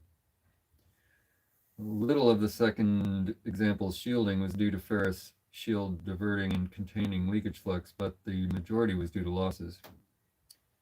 Hysteresis and eddy current losses become more significant as frequency rises, even if the loss per cycle remains constant. There are more cycles per second to dissipate energy. Further, as frequency rises, wavelength falls, and more loops become possible in a given distance. Eddy current losses are conduction losses, so the shield's electrical resistance should be minimized, making 2 millimeter copper or 4 millimeter aluminium very effective, greater than 100 kilohertz. Another transformer shielding possibility that relies on losses is the Faraday shield, see figure 1.4. Shorted turn wound around the outside of a transformer forms a Faraday shield. The wide copper strap provides magnetic shielding because it is a shorted turn to the transformer's leakage flux, and this is why it wraps around the entire core rather than the core's central leg. The shield's effectiveness is determined by its electrical resistance and the proportion of intercepted leakage flux. So the foil firstly needs sufficient cross-sectional area to have low resistance and be an effective shorted turn, and secondly needs to enclose as much of the transformer as possible. The ideal Faraday shield would be a tube much longer than the transformer, but practical considerations generally limit it to the width of the windings. The Faraday shield can be retrofitted to any EI transformer provided care is taken. All right, I'm not really trying to go there either. Transformers in the chassis. We've seen that all transformers leak flux and that shielding is difficult. The question is whether the leakage flux is a problem. If an output transformer leaks flux into the aluminum chassis of a power amplifier, it probably isn't a problem because aluminum doesn't conduct magnetic flux. But a mains transformer leaking flux into the steel chassis of a preamplifier is a problem because the steel chassis passes the flux into sensitive signal circuitry. Fortunately, because mu sub r is about 1 for non-magnetic materials, but mu sub r is greater than 5,000 for steel, even a small gap is able to prevent flux leaking into a steel chassis. 1.6 millimeter plain phenolic sheet is ideal, but may be hard to find, so practical alternatives include the decorative printed phenolic shield found in DIY stores or 3mm 1/8 inch acrylic. Beware that although toroidal transformers are the theoretically perfect shape, practical toroids leak flux, and that mounting a toroid directly onto a steel chassis is asking for hum problems. As before, plastic sheet provides enough of a magnetic gap to significantly reduce induction. However, the danger of accidentally creating a shorted turn is considerable. Toroids are usually secured by a conductive screw pulling a large conductive washer onto the opposite face of the core to clamp the transformer tightly to the chassis. Accidentally connecting the washer or screw to the chassis by any means other than the bottom of the central mounting screw constitutes a shorted turn that could destroy a power transformer. There's a possibility of the washer contacting chassis break the conductive path through the screw. Either use a nylon screw, not ideal because the small cross-section of nylon stretches easily, or use a pair of metal screws separated by a substantial threaded plastic boss. The boss's far larger cross-sectional area is less liable to stretch and weaken the clamping force. Boy, boy, boy, boy. Here we go. Here's something about beam valves and mains transformers.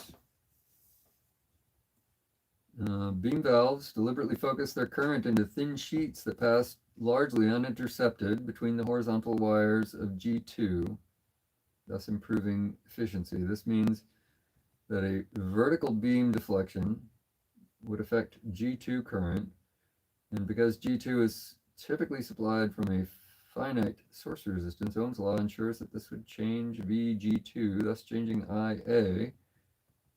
One way of deflecting electrons is with a magnetic field, such as the leakage flux from a transformer. Hum due to beam deflection can be minimized by applying Fleming's left-hand rule and ensuring that the electron beam is never at right angles to the leakage flux from the transformer. When considering induction between two transformers, it did not matter which transformer was rotated, so long as the coils were at 90 degrees to one another. With beam valves, only one orientation is ideal with respect to a nearby mains transformer. So what you're saying is if I got my beam pentode here, and here are my plates, so is it like this? Is that what you're saying? Beam forming plate, yeah. Then what I don't want is something like that. What I do want is something like that. Now over here, what did we have?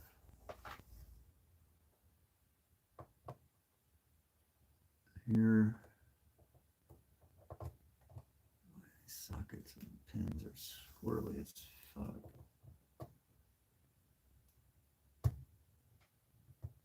So there's the orientation of my, god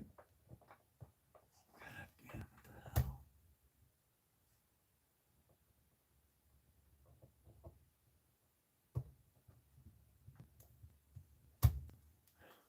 Crap, did I get some fucking solder in there? Urgh.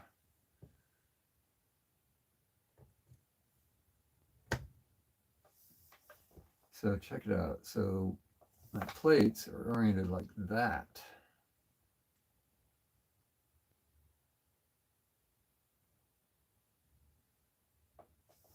That's super peachy.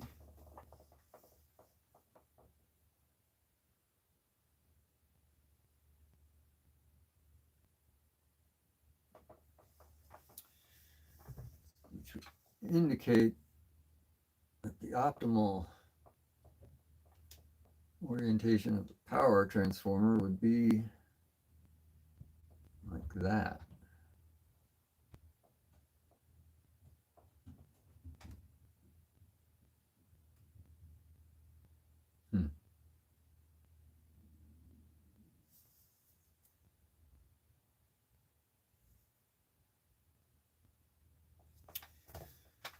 If I did that, then I'd want my output transformers to be like that, right? Oh boy.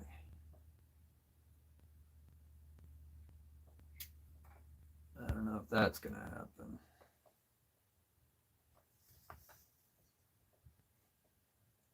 Let's say it's like this. There.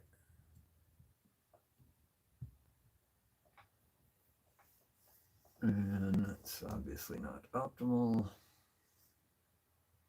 but at least it's not the worst. All right.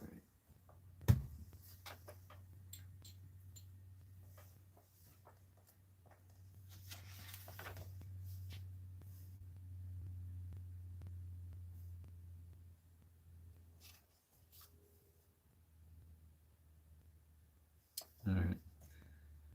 The valve is shown in two positions, both at the same distance from the center of the mains transformer and with correct beam orientation relative to the leakage flux from the transformer. However, leakage flux tends to be concentrated on the axis of the coil and would also induce hum into the control grid circuitry, whereas the alternate position has much lower flux density. All right. Input valves are very sensitive to hum fields and should always be placed at the far end of the chassis to any mains transformer. So hence the original positioning here, the mains transformer way over here and the input valves over here. In theory, output transformers should leak less flux because they operate at a lower flux density to avoid saturation and consequent distortion, and are designed for minimum leakage inductance, which translates directly into reduced leakage flux. In practice, probing output transformers and mains transformers with a search coil failed to show the expected difference. The quality of the transformer seems to be the overriding consideration rather than its use.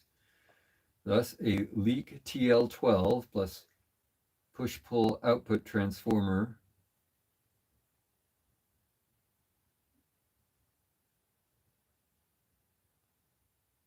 Thus, a leak TL12 plus push-pull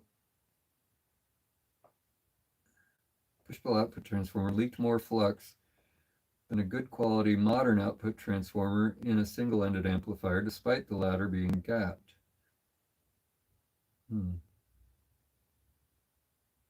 Although, as expected, leakage flux at 90 degrees to the coil's axis cancels to zero, leakage at the edges of the coil can be comparable with that on axis because the coil's outermost turn is far away from the flux concentrating core. See figure 1.6. What am I looking at exactly? Are these the laminations and these are the coil? This is the coil? In which case, what? Transformers leak most flux along the axis of their coils and at coil edges farthest from the core. What's poor mean? And then minimum leakage. So if these are the coils, most flux is leakage is along this axis, but also it's bad at these corners. It means that's not so great either.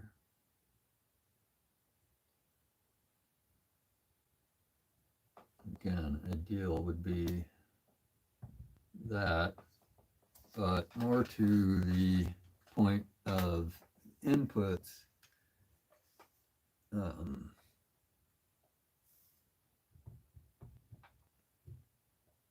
let's see, that would be not so bad, right? Let me think.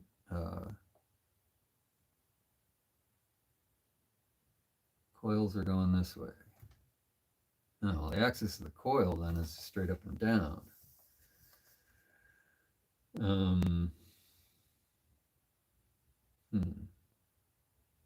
Is that what's being shown here? Right.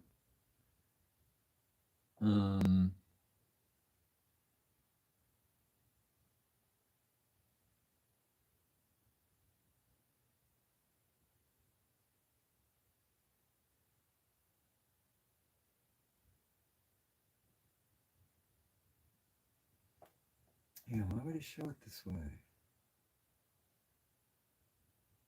Well, hmm.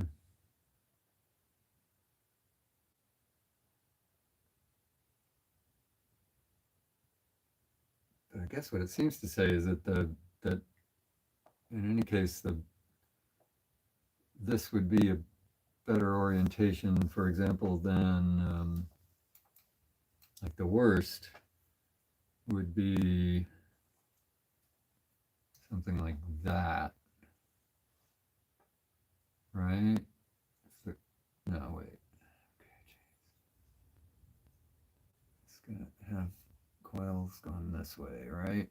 And then, yeah, so like that.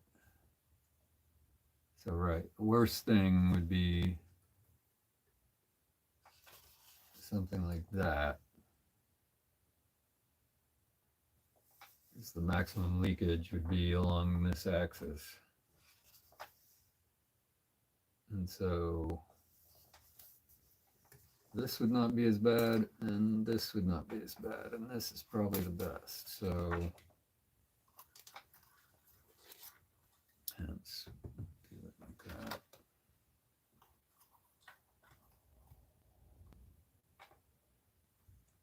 I guess it's still suggesting that it's not optimal to, better to have the output transformers farther from these tubes, but again, without going to a separate chassis.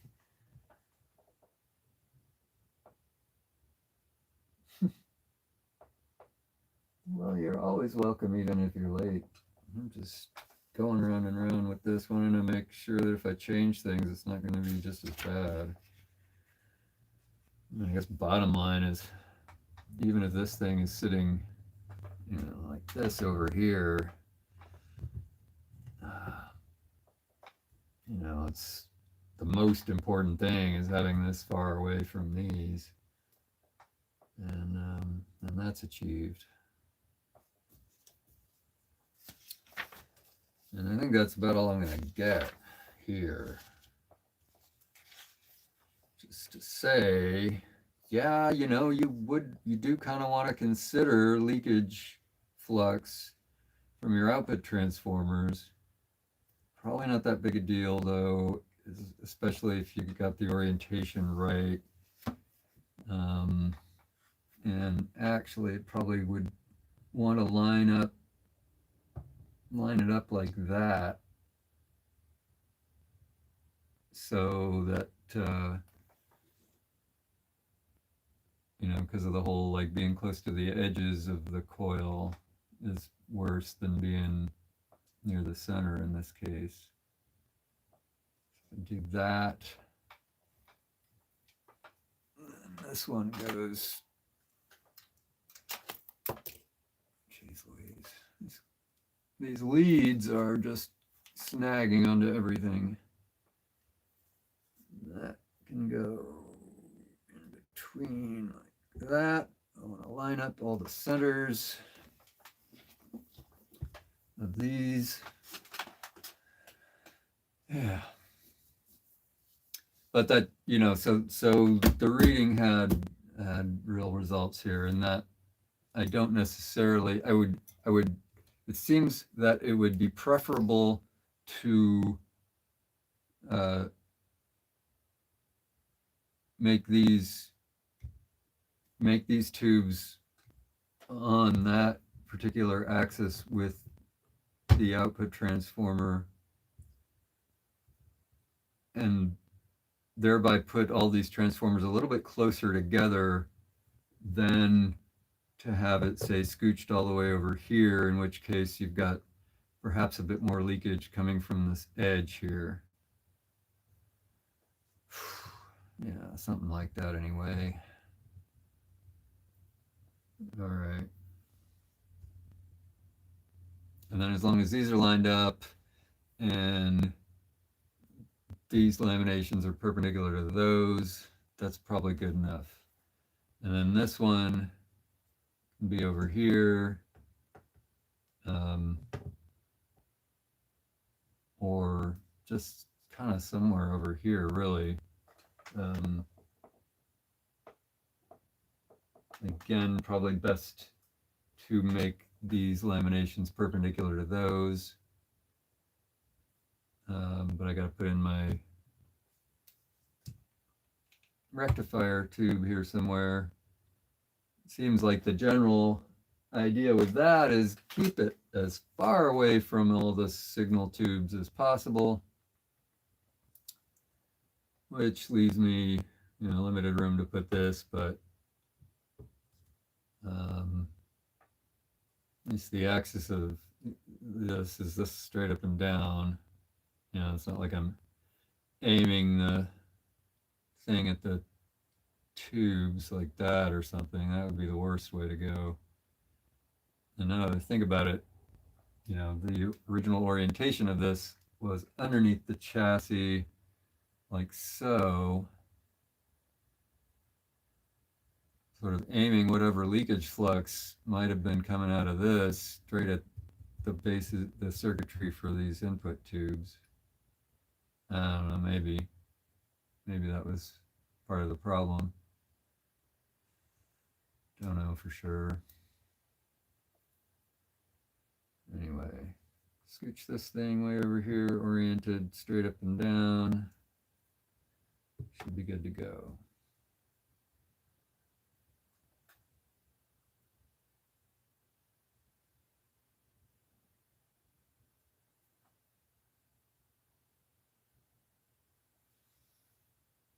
Okay.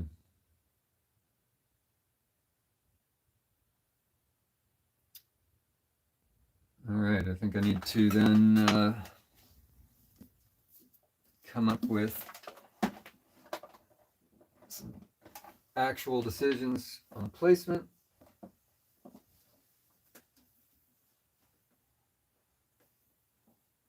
Stepped away. Put my book away.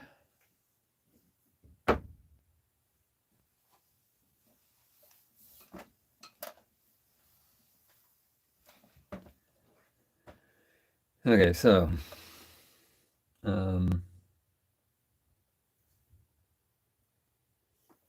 don't really want the output transformer sort of hanging over the edge, but it's probably best to get them right up to that edge if I can, I suppose. Or, well, but I do need to worry about bolt holes.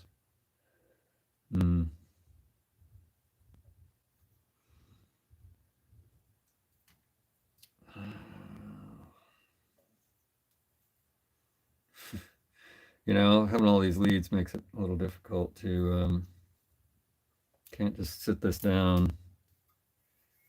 A pain. Anyway, so do something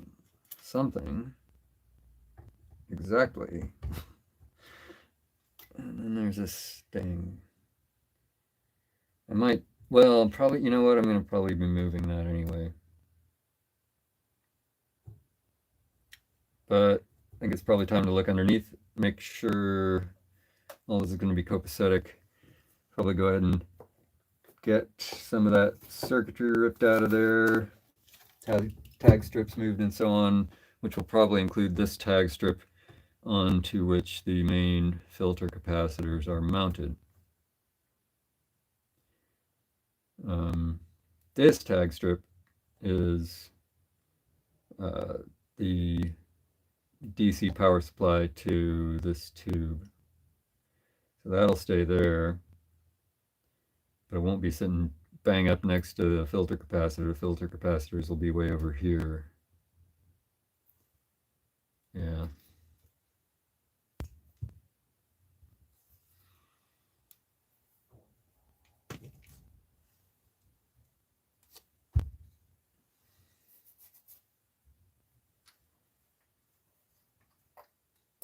Don't.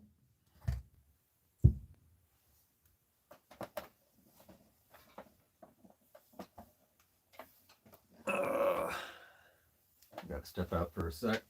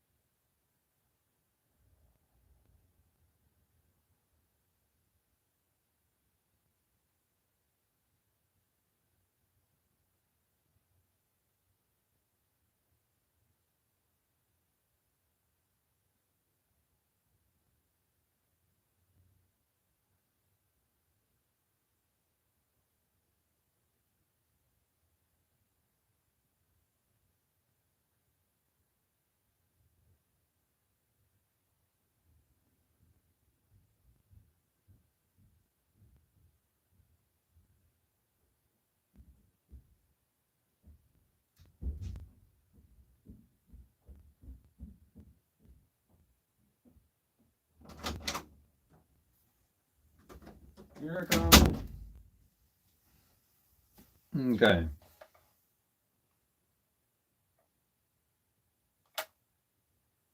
So, right. Take out this tag strip and disconnect whatever needs to be disconnected, or, well, yeah. So, there we go. So,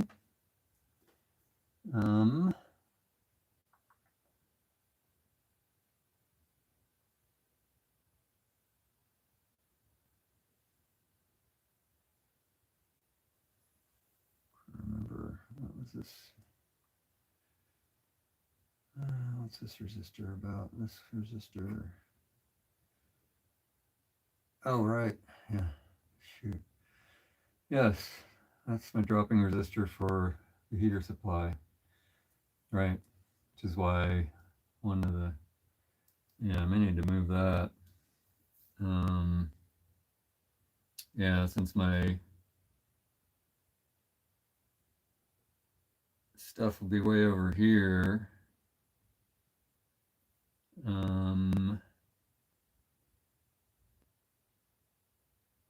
I might want to hook up those,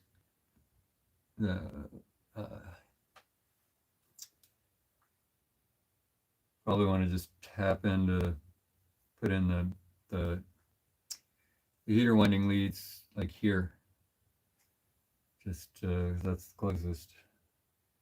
Of course, this stuff has to come out, might as well get that out of there.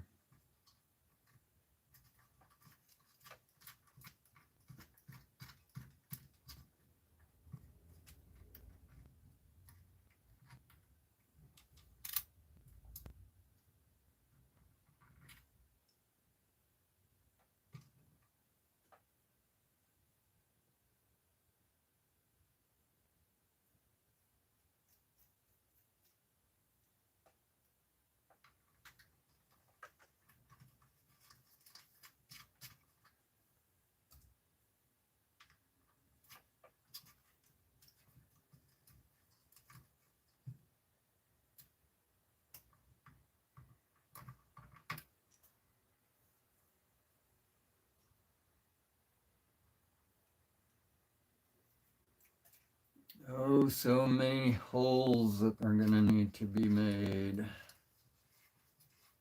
And perhaps patched up. Again, I wonder about my having left these big holes open. You know, any shielding that the chassis might have otherwise provided was, you know, had big holes in it. That might have been an issue. Over here, that won't be the issue.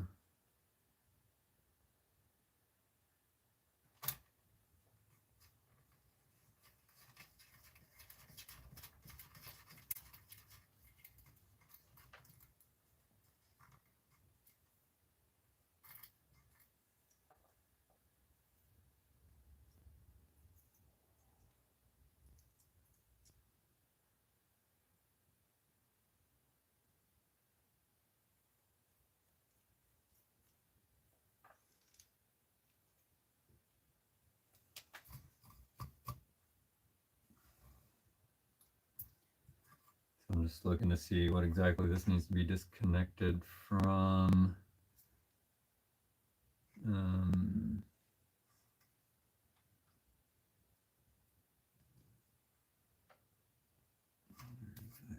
That's ground.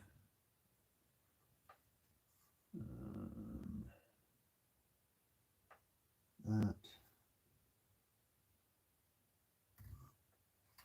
is high voltage. Going there.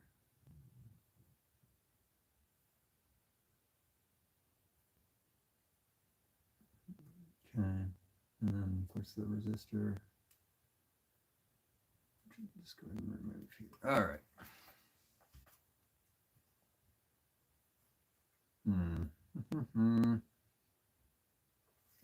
this. Oh, but that's right.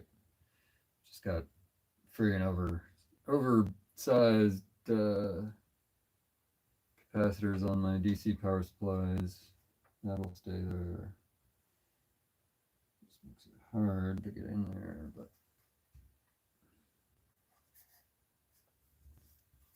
okay. Hmm.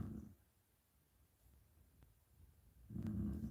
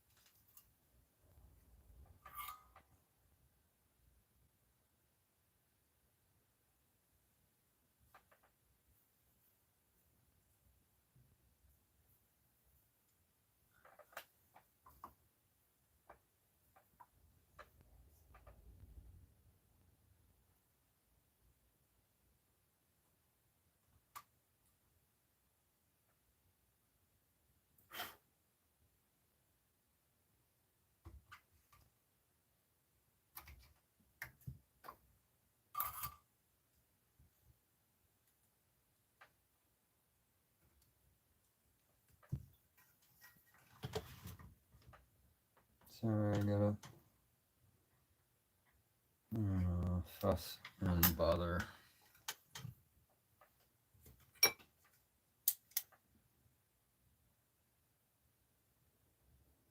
Gotta go in with the solder vacuum.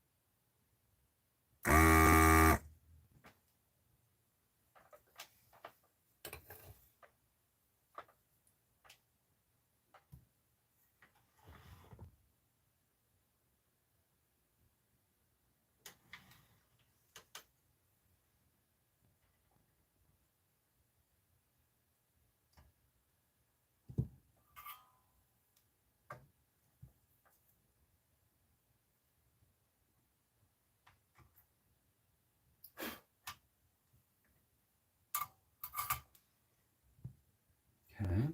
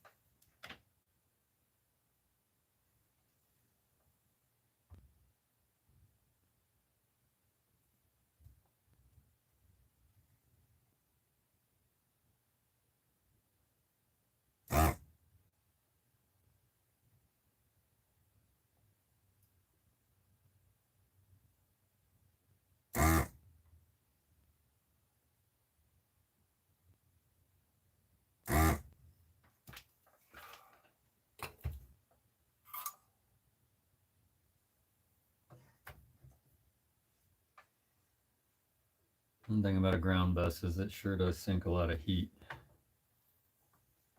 Hard to solder on it. Not super hard, but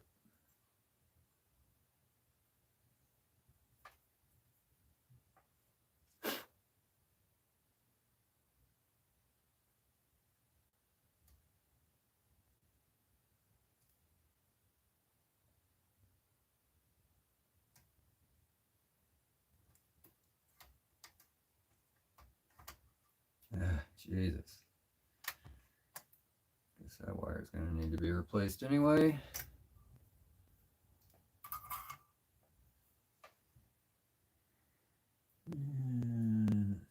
this one out here. That'll be easiest. Just pull that one straight out from here.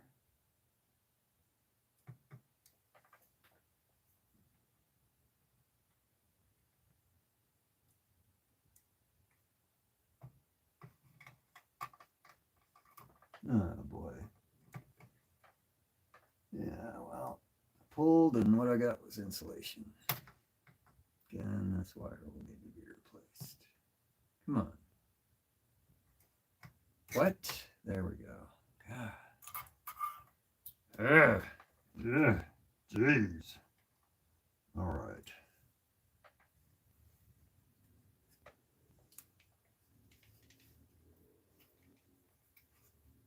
Get that off of there.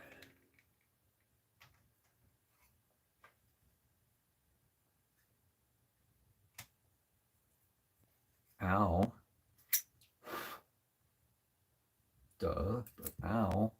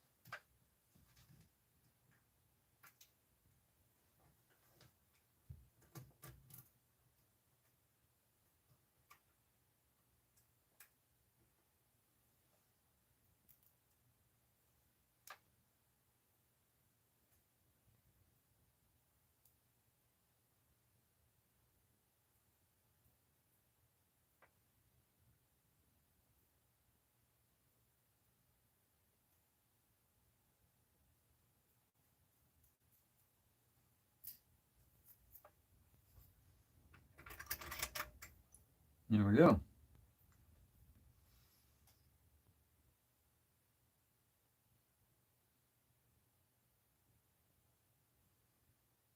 I'll go over here somewhere.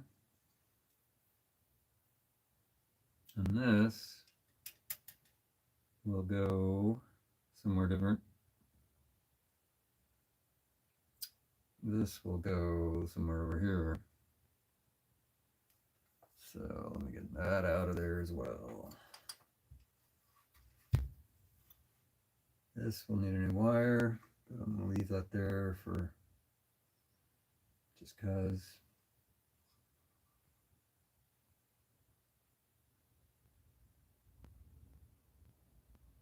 This was ground.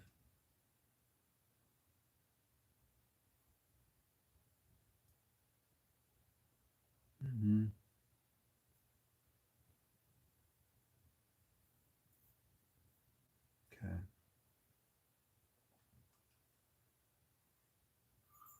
Go ahead and get this apart.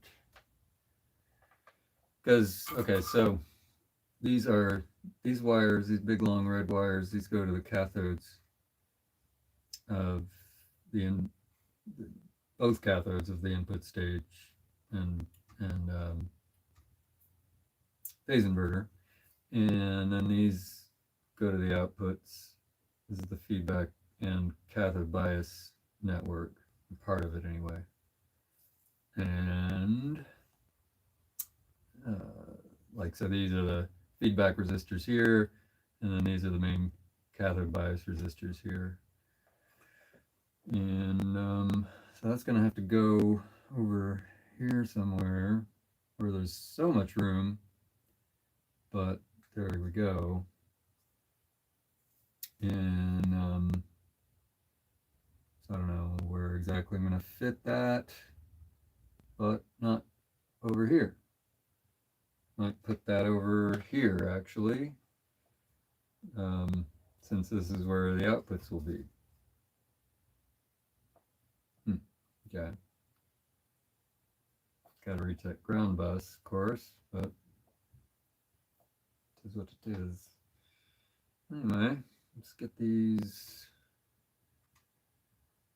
disconnect these wires from here. Probably be able to reuse those wires, but they'll need to be cut. So, yeah. Let's get those resistors off first.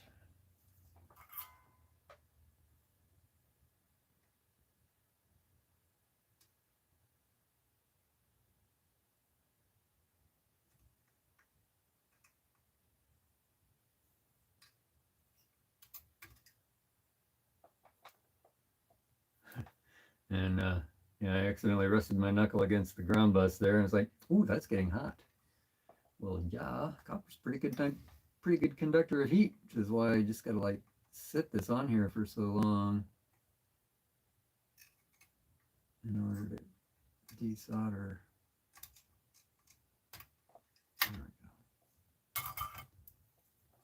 There we go. Okay, I'm getting somewhere here.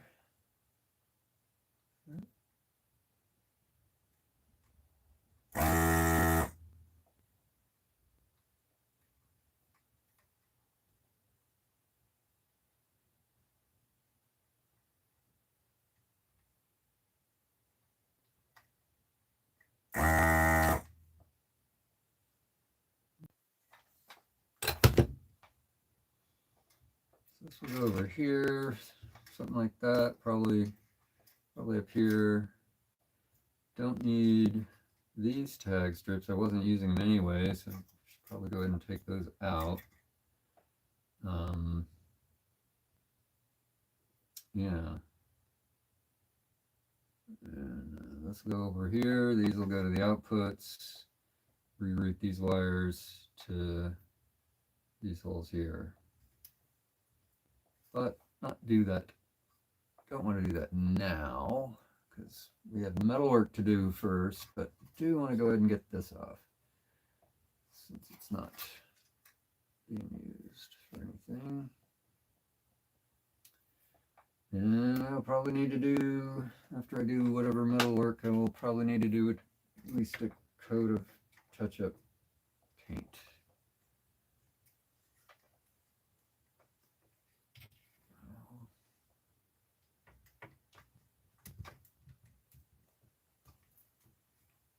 Look at all that paint job damage there. Well, sorry. So sad.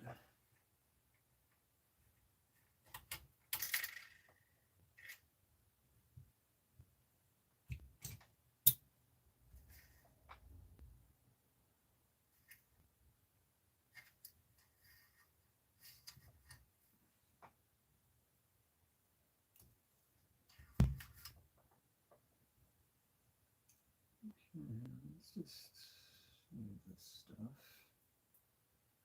Mutter, mutter, mutter.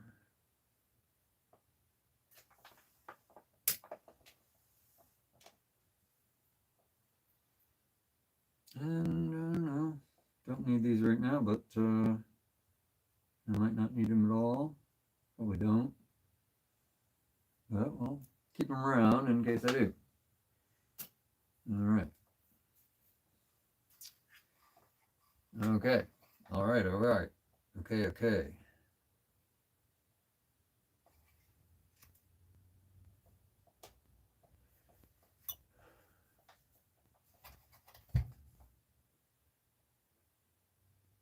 Now I need to place things, which means, okay, so I'm sitting here going to myself because the next step is to place components, which means drilling holes, which means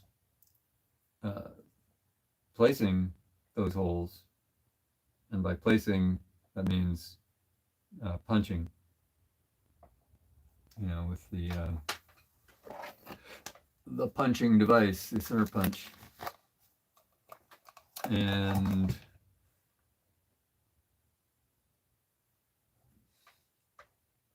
hard to do that with this thing here. Hard to do that at all, honestly, because, okay, so this one, boy, we can use the old holes, which does, I guess, tell us where the other holes need to be given what I've determined, right? So, those holes are on center. That's cool. So we can go by that to locate the centers for these, all right? Which means that center for whatever holes here we want that to be on that axis, and we want it to be on that axis. So those two axes define the position for this transformer. And then the other one will simply go between, because we're not going to be able to line it up, perfectly with any of this. But it is these input tubes that we do want to get the alignment as close to perfect as we can for. All right. Now, that said,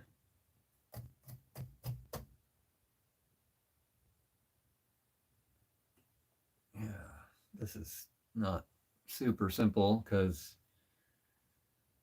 okay, so it's got to go like that, but then, I don't have a guide for my center punch. It'd be so much nicer if I already had this, flush with the chassis, and I could just make my center punch holes where the, anyway.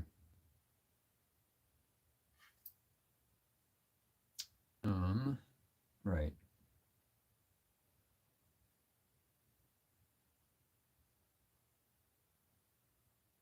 I don't even know, I mean, these might even, it doesn't look like this one well, but I also did talk about wanting to patch these big holes here in order to patch the holes in the shielding, the magnetic shielding that the chassis provides. Do I bother patching this one?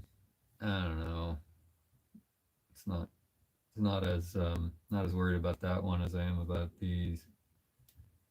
But I mean, ideally, all the holes would be patched, filled, whatever. Now, there are a couple of ways to patch holes like this. You can get, just sort of the ready-made hole filling things that are meant, God, hole stoppers, whatever. I don't know what you call them. That are made in, regular sizes and would, probably find one to fit those holes, maybe, or just sheets of steel. I've got steel for that purpose, like these were just made to patch holes in a different chassis. Yeah.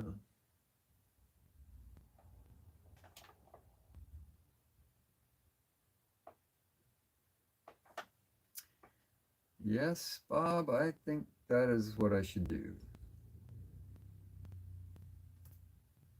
I'm just lazy, okay? I don't want to bother with a whole other thing, but yeah. I believe ultimately the most labor-saving thing would be to cut out some paper. Still gotta like fit it on here, trace the holes for the mounts, and then transfer that to here. Yep.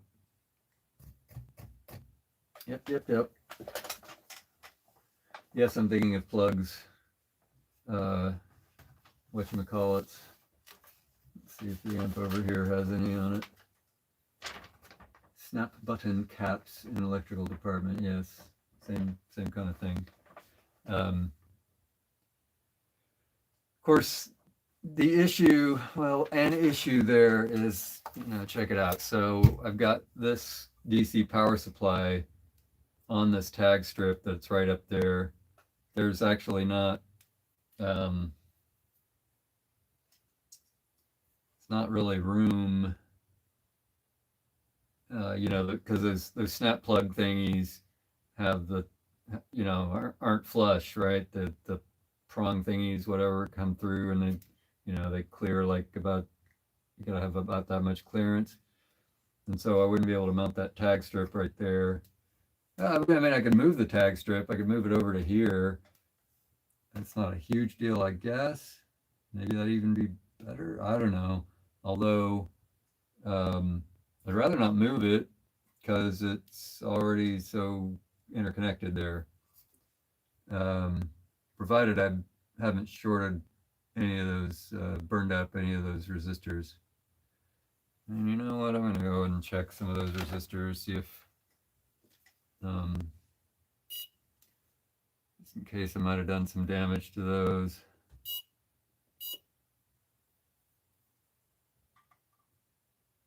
In my shenanigans and fuse blowing episode. 21? 21? Shouldn't that be 22? Should be 22. It's a 1% resistor.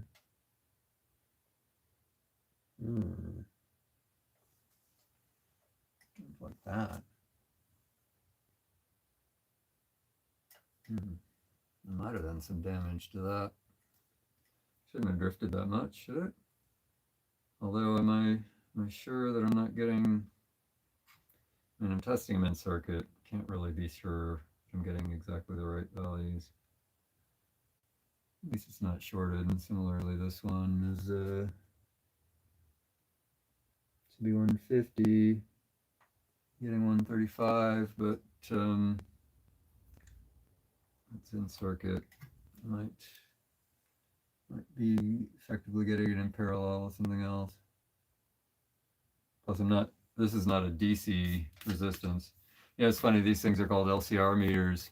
They should be called LCZ meters because Z for impedance, because these do not measure DC resistance. Incidentally, I was thinking, this would be a great device if you're ever shopping for used vintage or otherwise speakers. This is probably a great tool to bring with you because it produces a tone. The way it is measuring things, it is putting a tone either, and so you see the frequency button there, that changes it from 120 hertz to 1 kilohertz. And so, you've got two frequencies you can measure. And so, test to see that the woofer's working well by switching to 120 hertz and then switch to the 1 kilohertz for the mid range and so on. It doesn't produce a very loud tone, but it produces an audible tone, and you can hear whether the drivers are actually working or not with something like this. Not a tone generator, but it does produce a tone. Just a little by the by there. Was reminded I was watching Skylab's, yeah. He had a video about buying vintage speakers. I don't know. Do you think you got the idea for that from my video? Probably not. Probably not. His is a better video anyway. All right.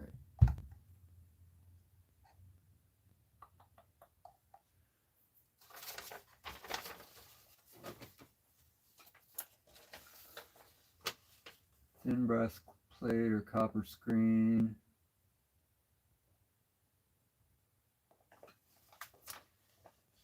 Yeah.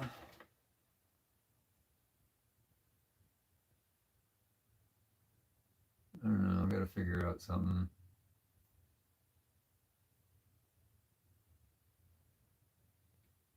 I mean, what I was thinking was just steel. Just just cut out some steel with snippers and bolt it on there.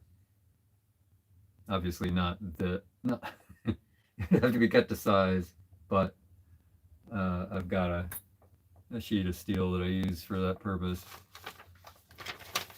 I guess got my replacement 6CG7s from Tube Depot, both Hammond branded. I'm not sure what that means. Does that mean they're Sylvanias or RCAs or either one? Who knows?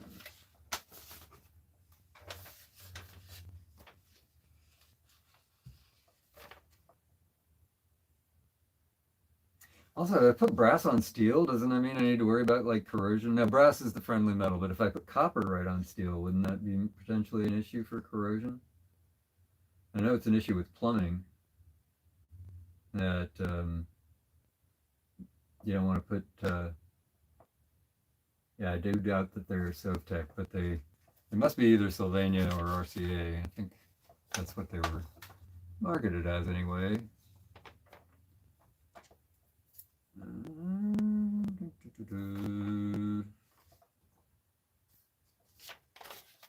I'm doing everything super precise and whatnot. I just need a piece of paper to be about the right size. I don't know, measure twice, cut once. This is not that crucial. Jeez. Wow.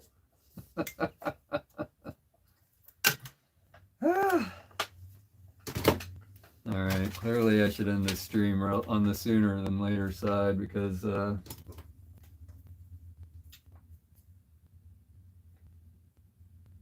solder the cylinder metals shouldn't have a problem. Is that right? Interesting point. I do have copper tape, but I don't think that's really I don't think that's particularly amenable to this issue.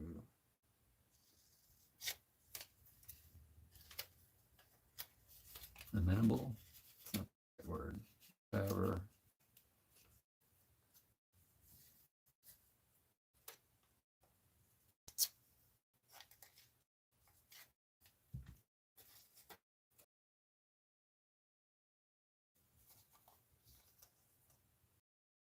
Beautiful. Look at that. That's nice. All right. And now, get my artist's pencil and do a rubbing. Maybe this will work. Is this going to work? What do you think? I'm going to screw this up. Should probably tape it. So many steps.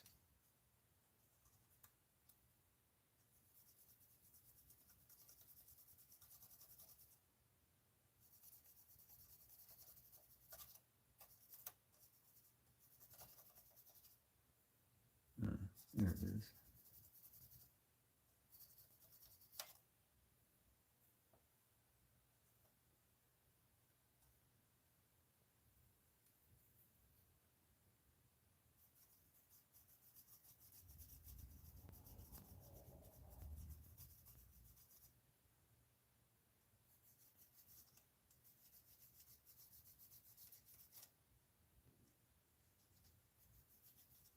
There we go. Presto. Okay. And now that I think about it, I probably better do one for each because these get a little bent. They're not perfectly identical. So mark this as left and right, I suppose. All this on the left.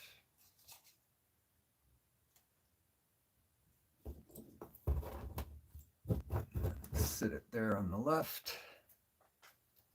And this one. Oh my God, really? Yes, really, that leads Because, you know, they still got the little hooks in them and they're soldered. So, stick together. Okay.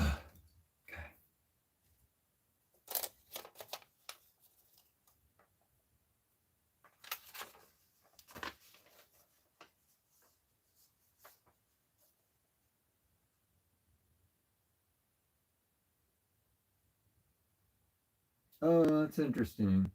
I didn't know that.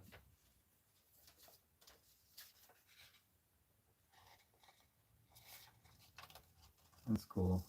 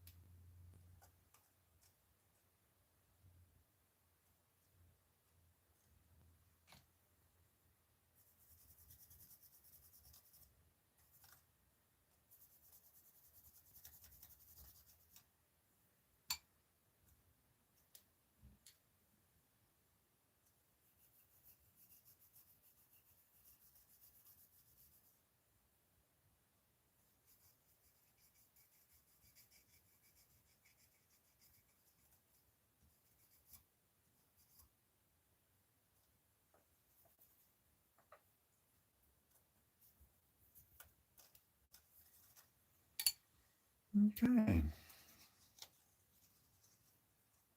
Now, I do need to do proper orientation.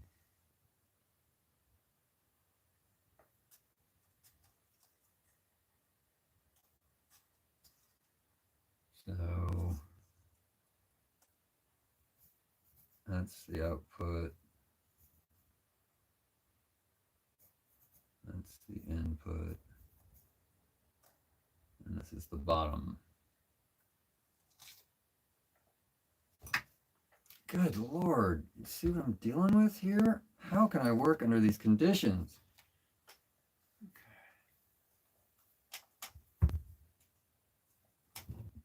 Damn it, Jim. I'm a doctor, not an engineer. Oh. All right. I hope I got this right. Out.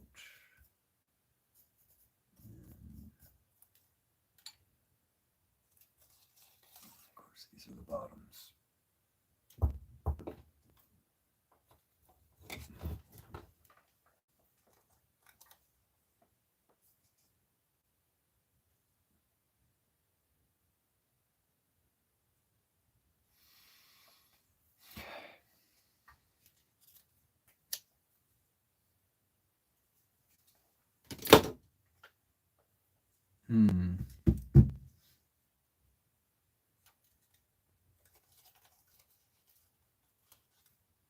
Now, here's a neat trick, if I can pull this off. You want to find the center, just draw the two diagonals. And where they intersect is the center.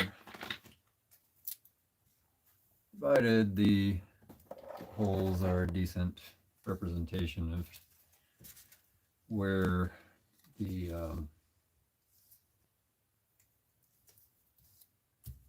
position of the coils and so on.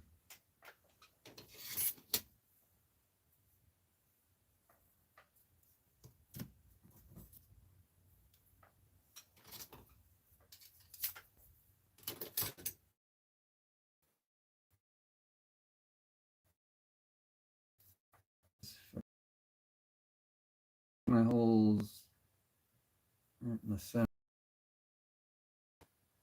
slots.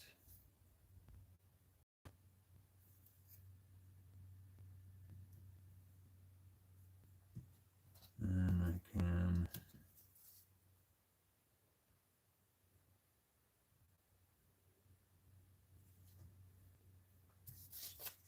that's the bottom.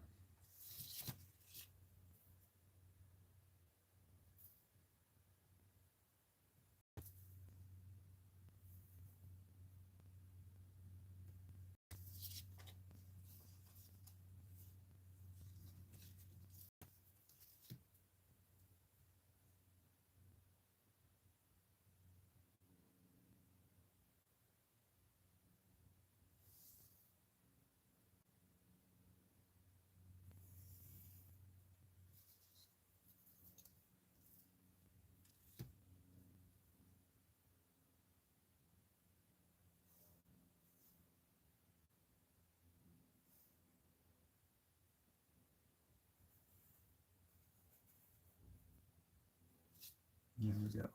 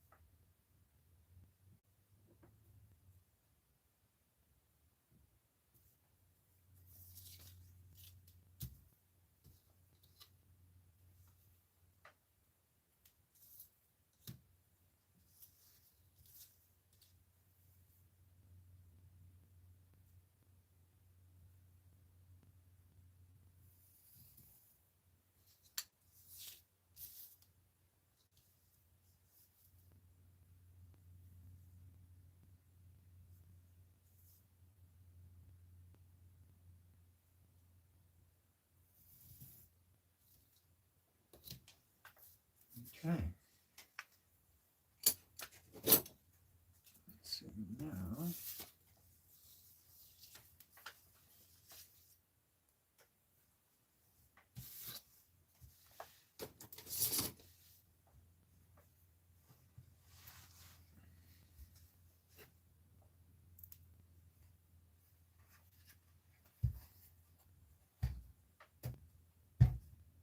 I gotta get this thing off. Okay. Yeah, I can't even punch holes before I get that off, I don't think. This is left. Like so. This is right. Like so. And then the idea being to line the, these aren't on the same center. I think that's because I made that hole. That's original.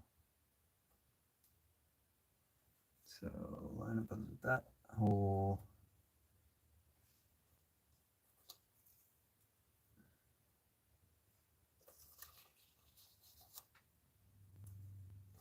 Like so. But gotta get rid of this thing before I can lay these out flat and all that. And put those back on their respective transformers.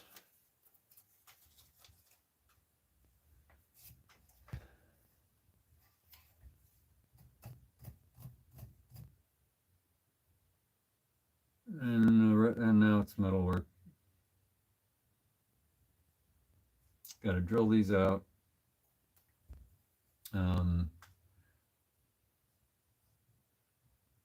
to place that and actually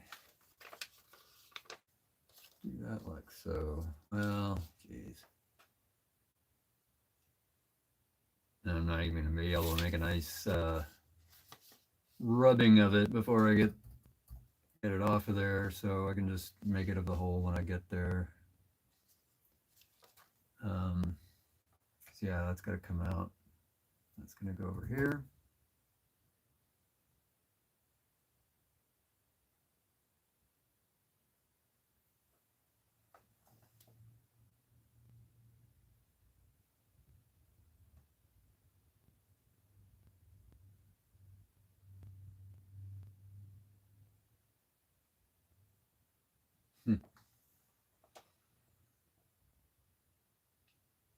Yeah, the video is doing all right. It wasn't didn't didn't look promising at first. I was like, well, geez, man, fine.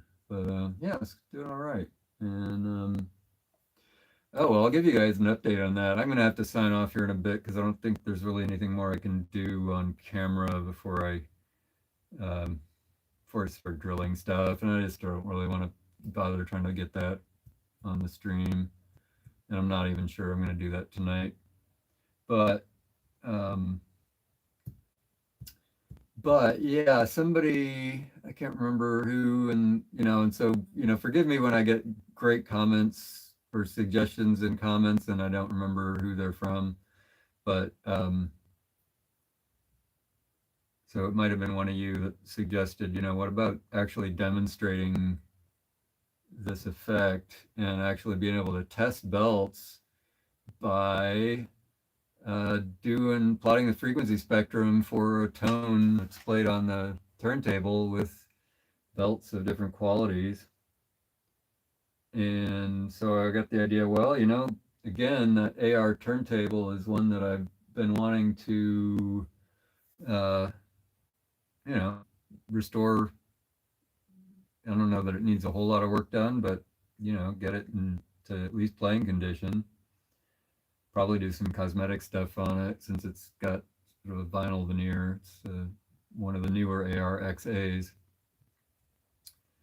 So I want to get maybe 3 different belts and uh, try them out. So I got in touch with a couple of sellers, just throwing it out there, saying what I wanted to do, asking if they wanted to donate a belt to the project. And I got one yeah, sure, no problem. From turntableneedles.com, who's actually headquartered here in Corvallis, or he is here in Corvallis, Oregon. I also contacted the guy at Vinyl Nirvana, and he was not interested. And I get it.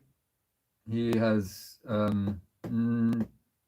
essentially nothing to gain by helping me out because he's already,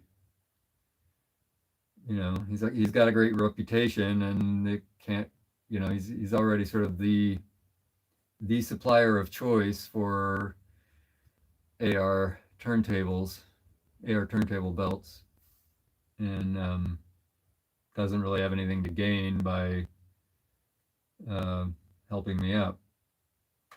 I kind of pointed out that I can just buy one of your belts and you'll be in the same situation. I mean, but I get it. I understand.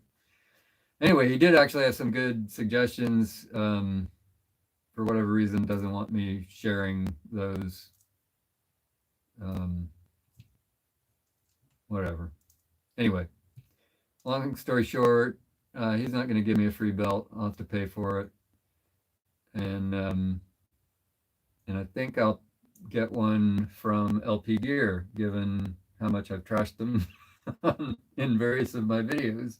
We'll see if maybe they could redeem themselves. And I don't think I'll even, I don't know, maybe I will ask. I kind of doubt I'll ask them to give me one because all they have to do is like look at my video and see how I've talked about them and be like, well, fuck you.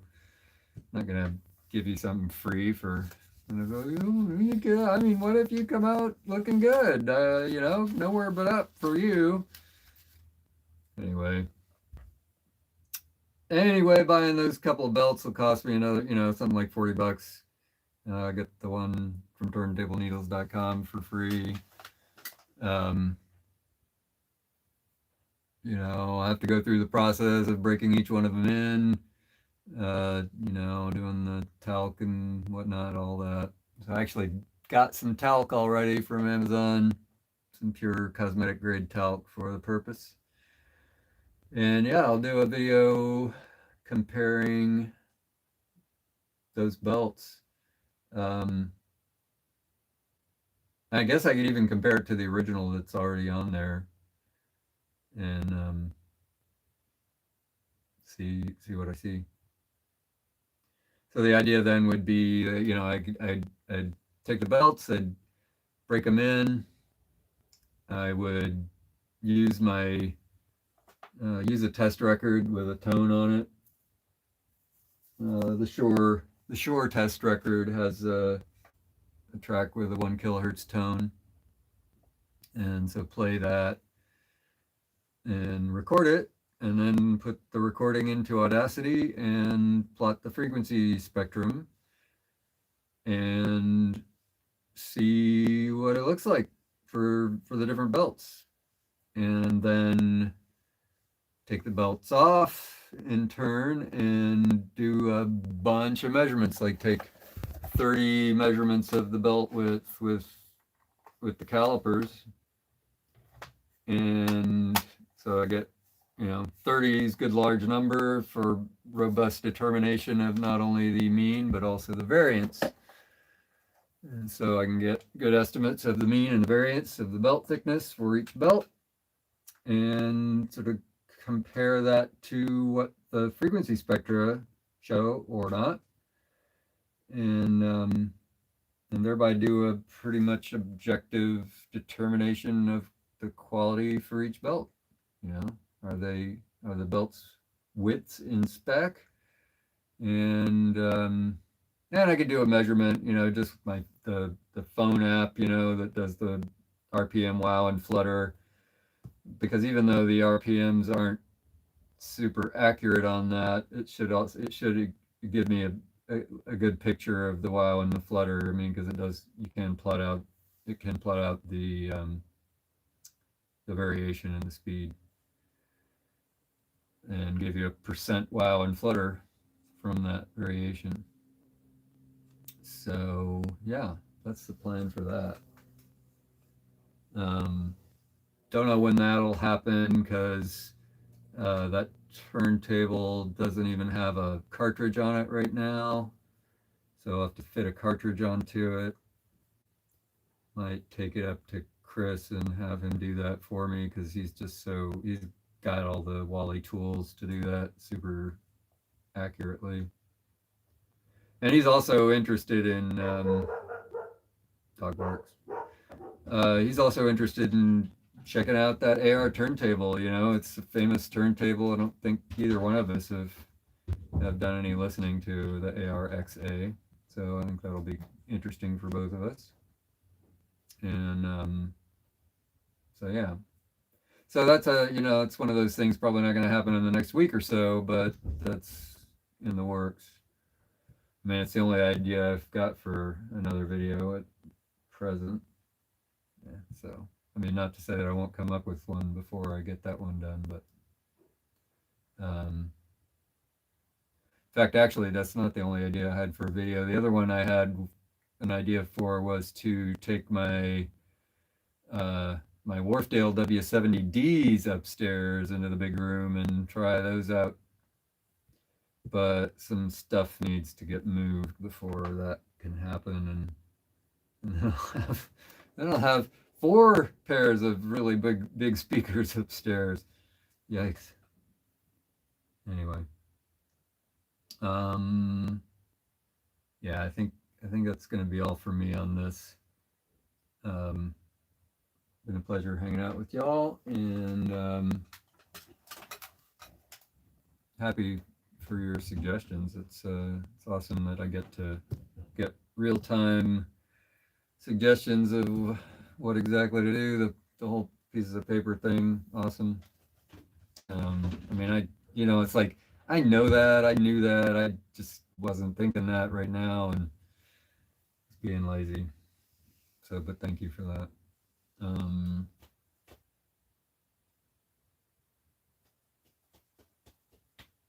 Yeah, I think that's pretty much it.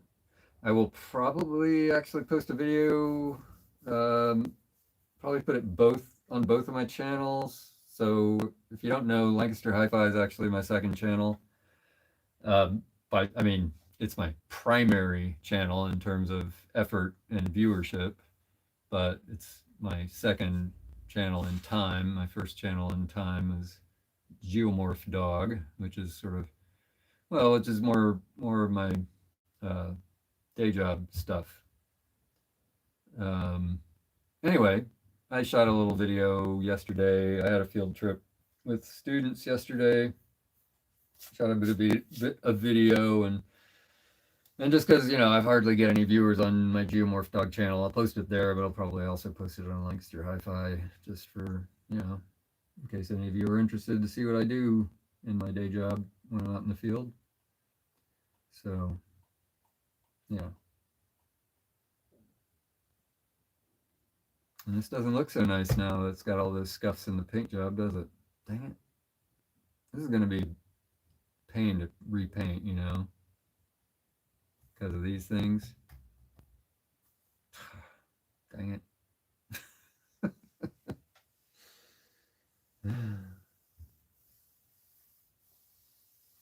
Let's see. Good night all. Yes, and don't forget to hit that like button. Yes. Hit the like button and subscribe if you. I mean, but I can't imagine any of you aren't subscribed, because how else would you even know that I'm live streaming? Although I guess I do get sort of a little bit of drop in. Like I'll look at one of these after I finish, and there's like, it's gotten like 100 views or something, and it's like, oh, I guess that's just people do sort of, oh, what's this, and then quickly go away when they find out just how deadly dull this stream turned out to be. Anyway, I'm gonna sign off. Cheers all. Good night. And thanks for tuning in. Hit the like button, subscribe to the channel, leave me a comment. But most of all, I hope you tune in again. And if you do, I will talk to you later. Cheers.